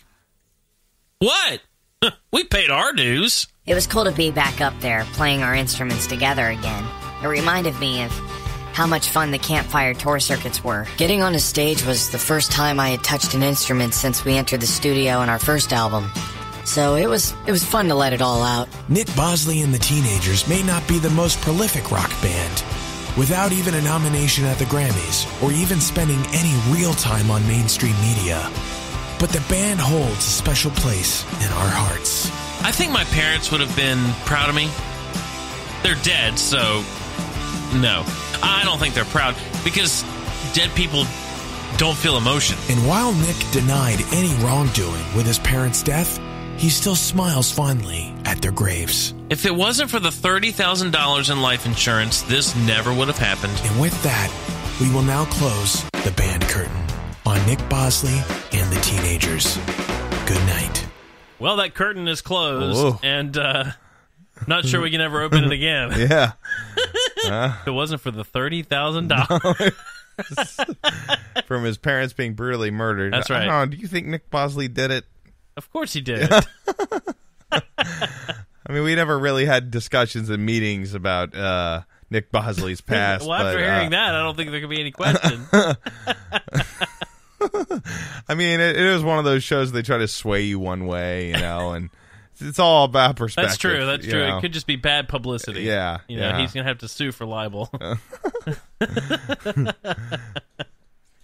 Oh, man. Oh, well, that was fun. Yeah. I enjoyed that. All right, Good. well, we've got another one of these things here before we move on to some gift exchange. Okay. And then we got our skits too. Our retrospective. That's right. Okay. That's right. All right. We got a lot left here. All right. We're not quite to the 90-minute mark, so Here we go. just hold on to your butts. All right. Derek, this is What's That Overly Verbose Christmas Song Title? Okay. This is where they take a Christmas song title and try to reimagine it, so to speak, in a longer sentence, and we have to try to figure out what the title actually is. Okay. Let's give an example. Let's try. All right. The first one is apply. Now, this is a song title. Okay. Apply ornamental decorative items to the house's connective passageways. Baby, it's cold outside. This would be Deck the Halls. Oh.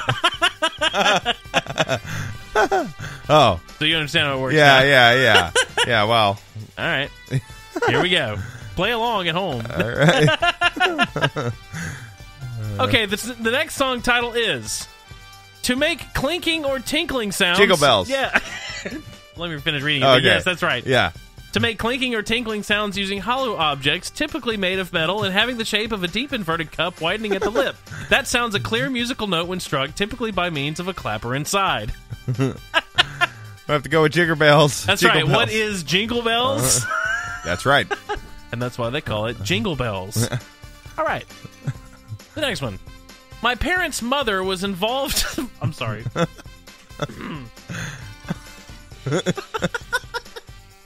All right, here we go. There we go. My parents' mother was involved in an unexpected trampling incident with an antlered creature of the genus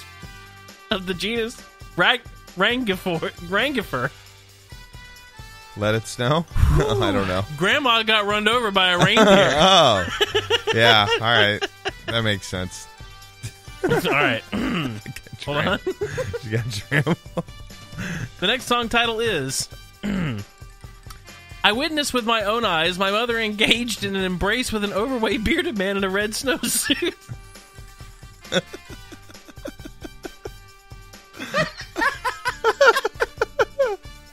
The only way that could be better if it was involved. If it said something about rape in that title. I think we both know what this one is. No. I saw Mommy kissing Santa Claus. Oh, okay. Yeah, I don't know these Christmas song titles God. as well as I thought I did. Woo. Okay, I'm sorry. That's funny. That's okay, pretty good. Moving on. The next song title is Bestowing an emotion of great delight or happiness on the third celestial body in orbit around the sun.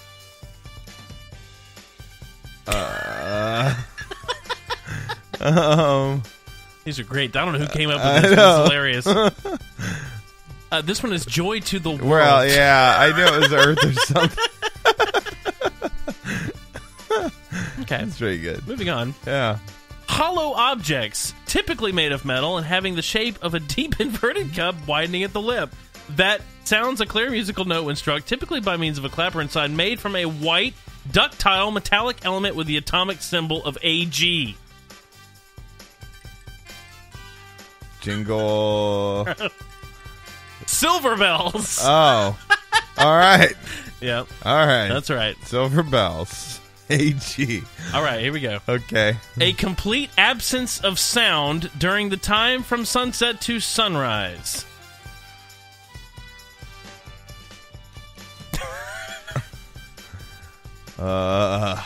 Silent Night. Oh, yeah.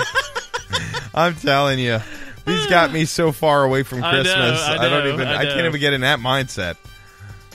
All right. All All right, here we go. Next song is a period of 1 5/7 weeks revolving around the winter holiday celebrated on the 25th day of December. I don't know who can get this. I'm just going to tell you. Yeah. This is the 12 days of Christmas. Okay. All right, 2 more here. It is our sincerest desire for you to experience a December 25th full of cheerfulness and gaiety. We wish you a Merry Christmas. Yeah. Okay. All right, we got to try to get this last one. Here we go. All right. The only thing I desire to acquire on the 25th day of December is a pair of processes attached to the forward section of my jaw, serving for the prehension and mastication of food. All I want for Christmas is my 2 front teeth. Oh, okay. Yeah. I think they should stick with the original titles. Yeah. Yeah. Well, sorry. Yeah. We all lose. We do indeed. Oh, that's pretty. Jesus Christ. I feel like I just took a science class, like chemistry. I know. 5. I thought that was funny. All right, Derek. It's time for a little holiday gift exchange. Oh. Merry Christmas, buddy. Thanks, man. All right. You're going to get to open this on air. Okay. All right. Well, here we go. So I'll open this. You got to give this in grave detail. All right. Okay, I'm nervous. Whoop. Whoa, what happened? Try that again. All right, go ahead. All All right, so I'm opening the bag. All right. Or the thing. I didn't wrap it. Yeah. Ashley did. Oh. Well, I didn't wrap yours. I'm sorry, buddy. That's okay. You're going to see it. I'm excited about this one. All right, this says 2018 on the edge. That's right. I see Batman. Yes, you do. And I see him on an ornament. And that's what he is. He's a Batman ornament. It's a light and sound Batman on a bat light ornament. Really? Yeah. Ooh, my daughter will like this, too. Yeah, it plays music and stuff. Oh, what kind of music? It's, well, I haven't played it yet. Well, but, God dang it, Nick. All right. it's from Hallmark. Oh, cool. So it's man. a collector's series this year. Oh. You know, Hallmark has ornaments there. That's what our tree is decorated with. Ashley's been collecting the Hallmark ornaments her whole life. Is there batteries in it? I don't know if there's batteries in it. If not, I've got some. I'll give them to you. I'll go grab. If there's not, tell me. I'll go grab them real quick while you open the next one. I'm just you son of a. No, I mean that way you can hear it while we're on the air. Well, I've got batteries right outside the door. God, they've wrapped this thing up in like condoms. I don't. Well, that's how you know I didn't open it. Oh. Yeah, but I still think you did. I don't know where the button would go. Where would I? I think it's motion activated. Oh, okay. Yeah. Oh, yeah. Well, here, let's turn it on. All right. Yeah. So when you walk by the Christmas tree, it should do it. Yeah. There might be a tab or something in there. I don't know. Yeah, there's a screw. You have to unscrew it. I did turn it on, but nothing's happened. Okay, so it might be a little more complicated when you go on the air. I'm sorry. That's okay, buddy. But yeah, when you walk by the tree, it'll light the light, and I think it plays a little tune. I'm not going to put all that toilet paper Yeah, back it's on fine. this Yeah, thing. I'll throw it away. No problem. Christ. So for the listeners here, Derek got a Hallmark Collector's Edition Batman on top of the bat signal ornament. All right. And I got one more here, I see. Yeah, go for it. Well, now I okay, good. All right, I'm excited. You better be excited. I better be freaking excited about this. Ah! Yes! You asked for it. I know. I avoided buying it because I secretly hoped that you would come through. I did come through. Oregon Trail, the baby. Oregon Trail. Take a look at that plaything. It looks like a Mac computer with a disc in it. Yeah, you see it does. that? Yeah. Yeah. Oh, man. Yep. I don't know if you yeah, can hear you that. you can play it up. Yeah. Here, I'll turn the thing down. You can play it. All right. There you go. He's Wow. he's already playing. Oh, there's rain. And I already died of dysentery. You did? Oh. No, you didn't. Did you really? Well, yeah, you got to pull it out of the box. Oh, yeah, okay. Well, anyway, there you go. That's so cool, man. Thanks. Merry Christmas, buddy. All right, well, here's a not so good-looking thing. Yeah, I've got a plastic bag. It's a Walmart Walmart, bag coming my way. Walmart shopping bag. All right, And it doesn't really tell you what it is, but I want you to look at it. What is this? What So is this? what does it look like, Nick? It looks like a controller. Yeah. Oh, is this a Raspberry Pi? It's a Raspberry Pi, my you friend, kidding me? loaded with all the NES, be all the kidding me. SNES, all the Sega, God, that's Game so Boy, cool. Game Boy Advance. Wow. Yeah. This is super cool. All you got to do is plug in an HDMI cable into the back Wow. of it, and before I leave tonight, I'm going to show you how to hook it up, how to navigate, and you're good to go. That is super cool. Yes, I took. Not Gosh, only did dude. I had to take time to put it all in there for That's you. amazing. Yes. Thank you. Now, for you listeners who are thinking that I did bad things, no, I spent $446,000 to buy every single one of those games. Wow. Yes. This is super, super cool. Yes. Oh, And man. I'm hoping that controller works. If for some reason it doesn't, Well, because it's a USB mic. USB. Yeah, I think it should. Because I bought an Xbox mic, the Xbox 360 or controller Yeah. to plug into it, and it works fine Well, too. I think I may even. Well, it doesn't have it. That's not a problem. Yeah. This is really cool. Yeah. Very, very cool. So loaded. Thank you. So before I leave, I'll show you how it works. Yeah, we'll plug it up right here before you leave. Yeah, cool. I got a TV in here for the listeners. Good. I'm Yeah. not ever using it anymore, but Yeah. I have it. Good. All right. Really cool. That's Yeah. very cool. Yeah, buddy. Well, Because you. you know, and I'll be honest, I've never actually seen one of these up close. Yeah, man. It has Raspberry Pi 3. It has 4 USBs. It has a 32 gigabyte SD card. I made sure to give you. Top just pops right off. Is that a problem? No, it's fine. I mean, like it can come off, but once you put it in place, you'll be fine. Yeah. But what, like you've been to my house before, Cool. and I bought a 3D printed SNES case, and I put my Raspberry Pi within that. Yeah. So if you have like a system or something that you really like, you can go on, and they're like $20-$30, and then you just pop that out of that case there and put it into these. Oh, cool. Cool game.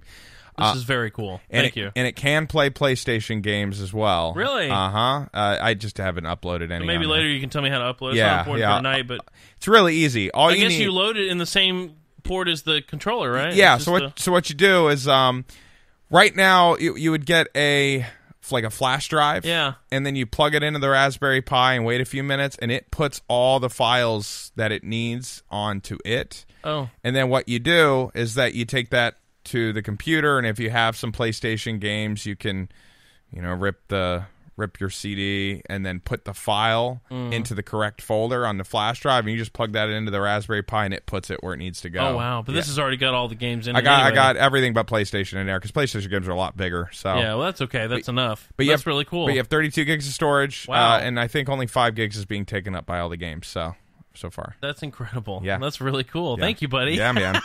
Yeah. Thank you. I was not expecting that. I know, because I was thinking really long and hard, and I was like, well, he's probably going to get the Oregon Trail, so I got to make sure I fight back. Yeah, we saw that. We went into Hallmark to get her ornaments for this year, and I saw that, and I had to get that. Oh, but man. I've had the Oregon Trail for a while. Yeah. Since we talked about it, really. So excited. Yeah. So excited to play it. My wife's going to be like, that's what you're excited for? Like, shut up. You know what I really want? It's fun. Yeah. Oh, I know, because I used to love this freaking game as a kid. I told my, because I want an air fryer. Yeah. I'm hoping I get one for Christmas, because otherwise I got to buy myself one. I saw one in Target today, actually. Yeah, dude. Yeah. I want one so bad. Yeah. Because I want wings. I've been craving wings. Oh, man, me too. I had some chicken wings for dinner, actually. Oh, you son of a bitch. Yeah. But I want, like, the buffalo ring. Like, I was watching that video. Like, how does he cook them again? 18 minutes. That's right. Yeah. But air fryer is a little different. But yeah, we went to Harris Teeter just a little while ago, and they had some grilled wings in a pack. Nice. Good. I heard Publix has really good hot wings. Yeah, that's what I know that they do. And they're cheap. But where is Publix around here? I know where it is. Yeah. It's way up Charlie Road. This road over here. Is there one over here? Yeah. Oh. It's all the way at the end at Dorchester. There's a Publix before you get to the end. It's near my old rent house. Oh, there's also one in Goose Creek. It's probably about 10 minutes from where I live, going the other way. Oh, yeah. If you go on to St. James. From our house, it's probably a little that's a little further, but okay. I know where that's at. That's right. Okay, yeah. Yeah, where we St. used to James. get pizza from my house. Yeah, that's right. Yep. Yeah. Okay. Yeah, the Harris Teeter's right around the corner, but Publix is better. It's just further. Yeah. So, Yeah, but I heard their wings are cheap. Like $10, you get 20 wings or something. Yeah, I got it when we were in Disney. I went and got a pack. Dang. Yeah. Yeah, not Foodland. Bilo does that too. They have a Stuff the Bucket. Yeah.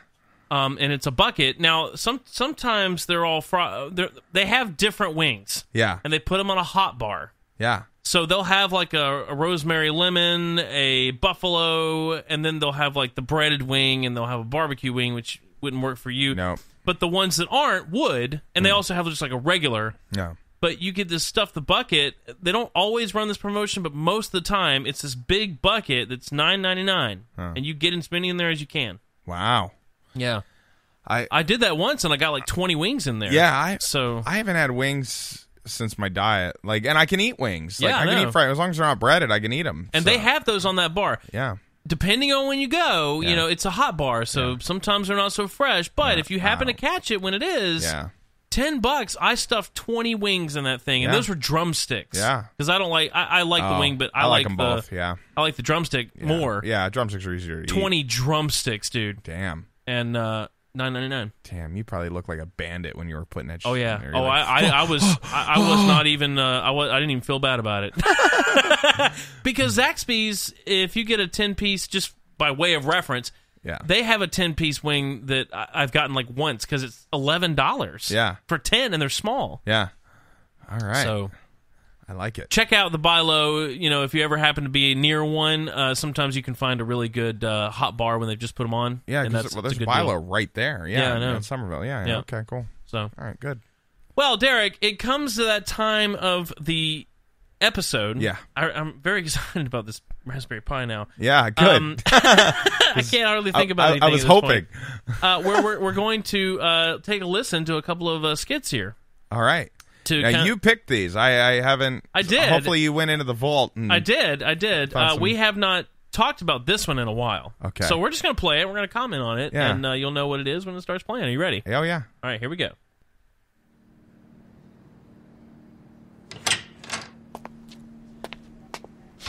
Nick, I want to thank you for coming in today to interview for a part-time cook position here at Mickey B's. I really, really appreciate it. No. The pleasure is all Yeah. mine. I really appreciate this opportunity. Excellent. Well, Excellent. we always ask this question of all employees to see if you would make a good fit. I like to consider myself someone with Good fit potential. You know, this one time, I was with this Did I write girl. this I'll one? be the judge you of read that. this one. Yeah. Okay, You did. so You driving on a interviewed somebody, rainy or you road. had an interview? I don't pull up to a remember. bus stop, and 3 people are there. Oh, I getting read rained an on. article about The that. Oh, that's first right. It was an is your article, girl of your yeah. dreams. Yeah. The second is your best friend who saved your life. And the third is an old woman who's in critical condition. You have one passenger seat in the car. Who do you pick up? Let me think. Look at these stupid douchebags outside. Stupid. It's got the window. I love the window. Umbrella. Umbrella. Yeah. Who the hell says it like that? Hey, it looks wet out there. Listen, I want to give one of you a chance to get out of the rain. Why don't you convince me who should get the seat? But I've only got one, and I'm not getting wet. Hey, it looks wet out there. Oh, I forgot Ashley was in this. Ooh, funny. And you're the girl of mine, baby. Hey, Derek.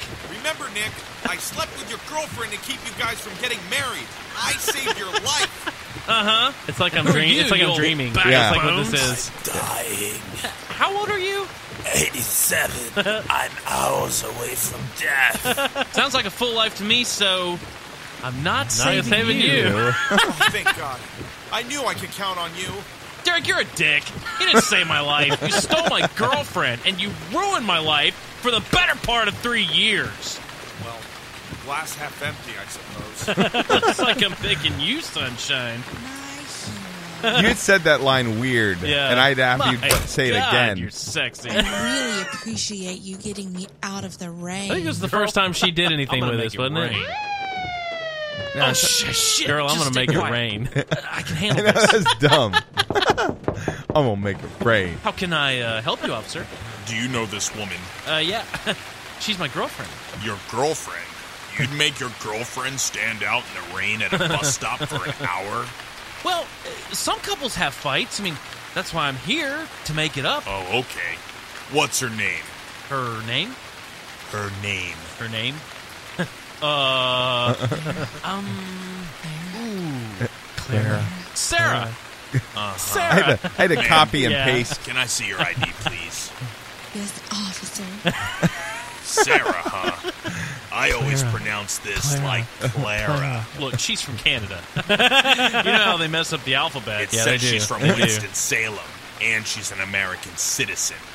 Yeah, well, she went to school abroad. Okay, no more games, sir. I'm gonna have to ask you to step out of the car, please. What? Why? I have rights. It's illegal to pick up hitchhikers in this state. Wait a minute. I was stopping for my friend's sister. We should have made it a Tell him, prostitute. Derek. Yeah. I've That never would've been seen funny. this man in my life. He told me he'd give me a good deal on meth, though. Wait a minute. I did not. I was just driving by. You can search my car. I forgot about this part. Now, hold This is on the a one that made second. everybody mad. I have No. rights. Oh, it wasn't- Don't you know who I am? I'm the Here. host of the funniest show on earth.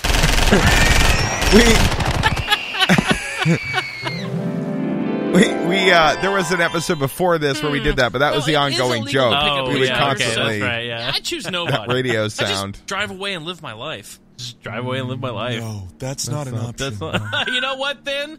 This job ain't for me, douchebag. Go screw yourself. Yeah. Next. Thanks for joining us, Hi, Gary. yeah, no problem. The first question we ask every potential employee is, you're on a rainy road, and you come up to 3 people, the girl of your dreams, your best friend who once saved your life, and an old sick woman. You have one passenger seat. Who do you give it to? I'd give my buddy the keys to my car for him to drive the old woman to the hospital, and I'd get it on with my dream girl. Right there. Right in the rain in front of traffic. The position's been filled. Thank you for your time. Damn. Well, thanks for having me. It's a pleasure. Oh. And there we go. The interview skit. That's what I called it. That was one of our first ones. Yeah, it was. We were still figuring it out. It was good, too. Yeah. I remember hearing that window rolling down. I was like, that's really cool. And the rain gets louder. Dude, I think about that stuff when I'm making my sound effects. Yeah. And you'll notice. Yeah, me too. I've used that technique once or twice. Yeah. Because when you listen with headphones, you also hear like it going down on the left side, right. and you hear people talking from the left, and then you hear things from the right, to paint a picture. So yeah, I try to do all that I can to make you feel Our like you're skits there. really have come a long way. Yeah. They were. I think all of them are funny. I don't know that we've. Well, actually, we have. I have made a bad one. The Beak Man thing did not come out the way I wanted. Yeah. But, it had some funny moments. I know, we never visited again. Because I got to retool the whole thing. I think the story idea is funny, but it's too long. It's too involved. So I got to rethink it. In 2019, that'll be a part of our production meetings. Yeah. Yeah, trying to figure out, all right, what's some new things, get some new sound effects, load our stuff up. I really tried to focus my skits on creating characters for Justice City, and that's one that I thought I would like. I just tried to do too much, I think. So we'll revisit it later. Yeah. But anyway. Oh, and there's 4 million people in the city. I'm sure we can find something else. That's right. It'll be all right. That's true. It is 4 million people. All right, well, we have another one. I think you did. I'm pretty sure. Yeah, you wrote this one too, but it doesn't matter. These are just two short ones that I enjoyed that I thought we'd bring back up. So, sure. If you're ready, here we go. Here we go. All right. Oh, yeah. Hello. Hello. Hi, this is CBS Pharmacy. Just letting you know that your prescription is ready to be picked up. Prescription? May I ask for what? Well, we're not supposed to say, but you seem like an honest person. Your weekly order of 5 bottles of Viagra. Viagra? Yeah, on the account that you can't get it up. Excuse me, I feel bad for your wife because she's not a voice actress. I always feel bad. We always rope her into these. Can I talk with you for a minute? I don't know that she's heard any of these either. She doesn't want to hear them. Oh, so happy. Do you have something to tell me? Whatever could you be talking about, my love? 5 bottles of Viagra weekly? Stan! What the hell are you talking about? The pharmacist just I always love getting you mad. 5 bottles of Viagra. Do I not get it up for you anymore? Damn it, Angie! How many times have I told you not to put your damn nose in my business? So what? Are you living a double life and spreading your pollen like a prostitute oak tree? Damn you, woman! She did not want to say that. I know. I gave you the best years of my life. I am sorry. I'm pretty sure you sent me the entire track of you trying to get her to say it. Yeah, because I thought it was funny. Please say it. Yeah. Come on. Normally I edit it out, but that one in particular. Oh, really, she's not always like really? that. Yeah. But you that one in together, particular, she did not want to read these lines. And I sent you the whole track because it's funny. Satisfy me. I've been having an affair with 2 different men. Just ask me how long. How long? You can tell why she didn't want to read it. Before we started dating. How can you do I'm just still busting plates even though I'm crying. For you. 10 bottles wouldn't be enough, you pathetic loser. I want you out. Fine. I'm leaving. and I'm taking my Lego Star Wars toys with me. I have several of those, by the way. Take all the stupid pictures of your dumb face, your ugly smile, and your rag teeth. That's the only time she got sassy with the line. Your rag teeth. And you hear the guy crying. Because I didn't tell you to do it, and then I was like, oh crap, I need him crying. So I just found some random guy crying online and put it in there. It worked though. Yeah, it did. Worked out well. Because you called me, you're like, I don't remember doing that. Did I do that? I definitely didn't. Yeah. Nope. It sounded kind of like me though. Yeah. So when you walk into the building, you hear the music playing. Yeah, and it's Volcano. Yeah, Volcano commercial. That's right. Yeah, that's funny. I used that too in my Jiffy Lube skit. Yeah. I had one of our commercials now. Sir, you're gonna have to wait at the back of the line. The line. Okay, so here's your antifungal spray. How many times have I told you, Faye? Jock itch isn't the same as herpes, okay? Okay. Thanks for the cookies. I'm not eating cookies made by a woman. The funny thing is, Ashley's brother is a pharmacist, and he's Dan, not now, how but the he hell started are out you? working in a You Walgreens. ruined my life. Oh, really? You So, told my wife that's about my Viagra. Whoa, now, buddy. Those are heavy accusations. How do you know it was me? This is the only location I can get my meds from. I'm just kidding. It was me, dude. So you admit it. Guilty. You got me. Take me to prison. I'm calling the police. Think nice Call and the carefully police. before you do such a thing. And what are you gonna do There's about guns in a it? lot of our Do skits. it. Oh, yeah. I want you It's to. just funny to me. What are you doing? Giving you a choice. Finish this. She can't hurt you any longer.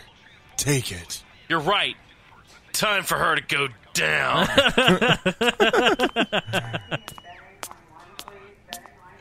It's the Viagra. Yeah. Oh, I just remembered what this. It's the Viagra killer. That's Yeah. what this is. That's funny. Yeah. I'll have to bring him back too. No, why? Thanks for the tip. I didn't think we would ever catch the Viagra killer. Neither did I. I had Neither no did idea how I was going to end The that. Viagra That was killer was responsible for 74 deaths in 2 states. Yeah, like- his wife was next. For more stories that don't exist, continue listening to the Echo Radio Show. And there you go. Yeah, I personally, I really didn't know what I was going to do with that. Like, I was like, okay, he's shot. Now what? Like, because I didn't know I was going to make him the bad guy. Ultimately, he became the bad guy. Yeah. With the little rewrite. But I was like, ooh. But I always love making you mad and scared. Yeah. Like, I love getting you into tirades. Like, you just go crazy. Because usually you'll do it. You'll, like, Yeah. in your room, you'll close the blinds. You know, you'll turn the pictures away from you so they don't have to judge you when you do it. And your neighbors will call the police, and you'll just do whatever I tell you to do. No, man, I bought a house. That's why. I know.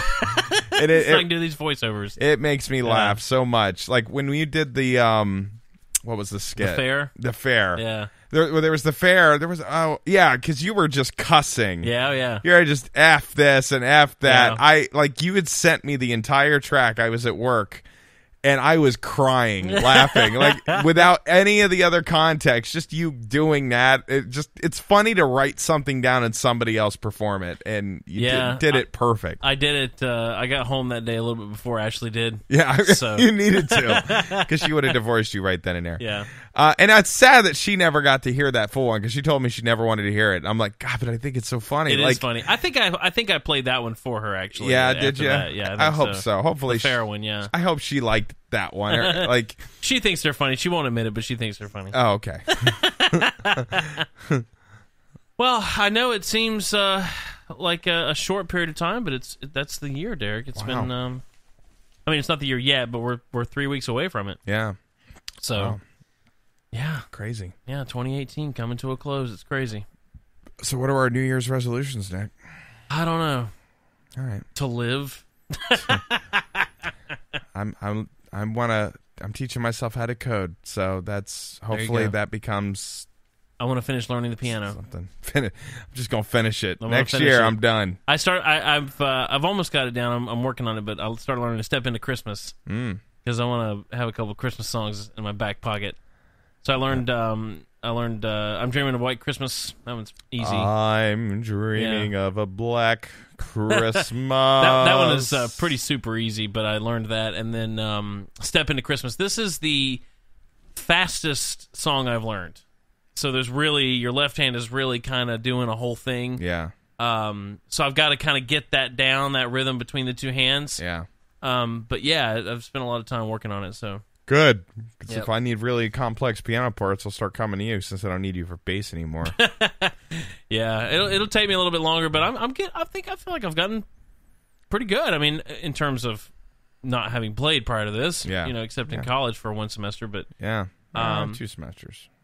Oh yeah, 2 semesters. Yeah, for our whole first year. Yeah, that's right. Yeah. That was so, it. but I haven't had a. Yeah, I remember. But since college, I haven't had a piano accessible to me. Yeah. So now I do, and I've been playing it all the time. I love Miss Lowry. I miss that. I miss her. She's married now, right? She's Miss Robinson now. But she was Miss Lowry when we met her. She was only a few years older than us. She had to have been like 23, 24. Yeah, so weird to think about people in ages. I know. We were 18, but I loved her. Like, just her personality. She's very sweet. She's very forgiving at 8 in the morning when we come crawling in with bloodshot eyes because we're up till 5 in the morning Toboggans, practicing. yeah. We'd be practicing all night. Yep. Remember, you and I'd lock ourselves in a music room and just... Yep. Jesus it was Christ. great. Yeah, those were the days. I wore my toboggan all the time. Uh-huh. Mm-hmm. Yep. That would be... Those were fun. It was a good time. Good times. Great oldies guaranteed. But here at To the Echo, it's, we've done a lot of shows. We have. It's really been a cool year, and we've talked to a lot of cool people. Yeah. So we'll see what the new year holds, but I've had a blast. Yeah, it's interesting. I'm Facebook friends with Corel Tunador, who used to tour the Goo Goo Dolls. Oh. And I wished him a happy birthday the other day. He's like, "Thanks, man." Oh, cool. So I'm like, I might need to bring see him on if the I get him on the show. show. Why Damn it! And the drummer of Lifehouse. I'm friends with him on Facebook too. Like actual friends. Like I see all his friends post. All his friends talk to him and all that. I got in. Well, there you go. Yeah, I was like, ooh, maybe I should say hi. I don't want to ruin my friendship, but no, I think that would be really cool. Yeah, tell him you got a podcast. You want to talk to him. Yeah, that'd be cool. Talk about everything he's doing on his. Yeah. What are they doing now? Well, Corel went off the road, so now he's like he just wanted to stay put and teach and all that. But Rick, the drummer of Lifehouse, I mean, they're just not. They do occasional shows right now. They're not out touring at the moment, but I see things of him all the time. Speaking of touring, Hootie did add a South Carolina show, but it's Columbia. F them. Yeah, I know. I'm upset about that. Yeah. I'm not going. I'm sorry. I'm not going to Columbia. Yeah. So no, screw that. Fine. Nobody likes Columbia. Yeah, and that's how we're gonna end this year. Thanks a lot, Hootie. Yeah, no, God. No. But next, it's been a great year. It really has. Yeah. And next year, we'll have to come together. We'll get our, I have ideas. Like we need to get our segment music. We need to get some more sound effects. More. And yeah. I like the idea of a podcast musical. I don't know how in-depth or crazy we can get with it just in terms of time commitment, but that'd be a cool thing. Oh, we need 7 or 8 songs, write a good, fleshed-out skit, and then we record the songs. We would probably actually need a few other people. Yeah. That'd make it more fun. Because the voice changers are funny, but for a cohesive story, it might be tough. It would be fun, yeah. So we'll look at that. We'll look at it. We'll see if there's potential. Well, with that, we hope you enjoyed our Christmas extravaganza. Yes. I'm Nick if you Kelly. Didn't, go f*** yourself. And I'm Derek Daisy. And we'll see you in 2019. It's To The Echo Radio Show.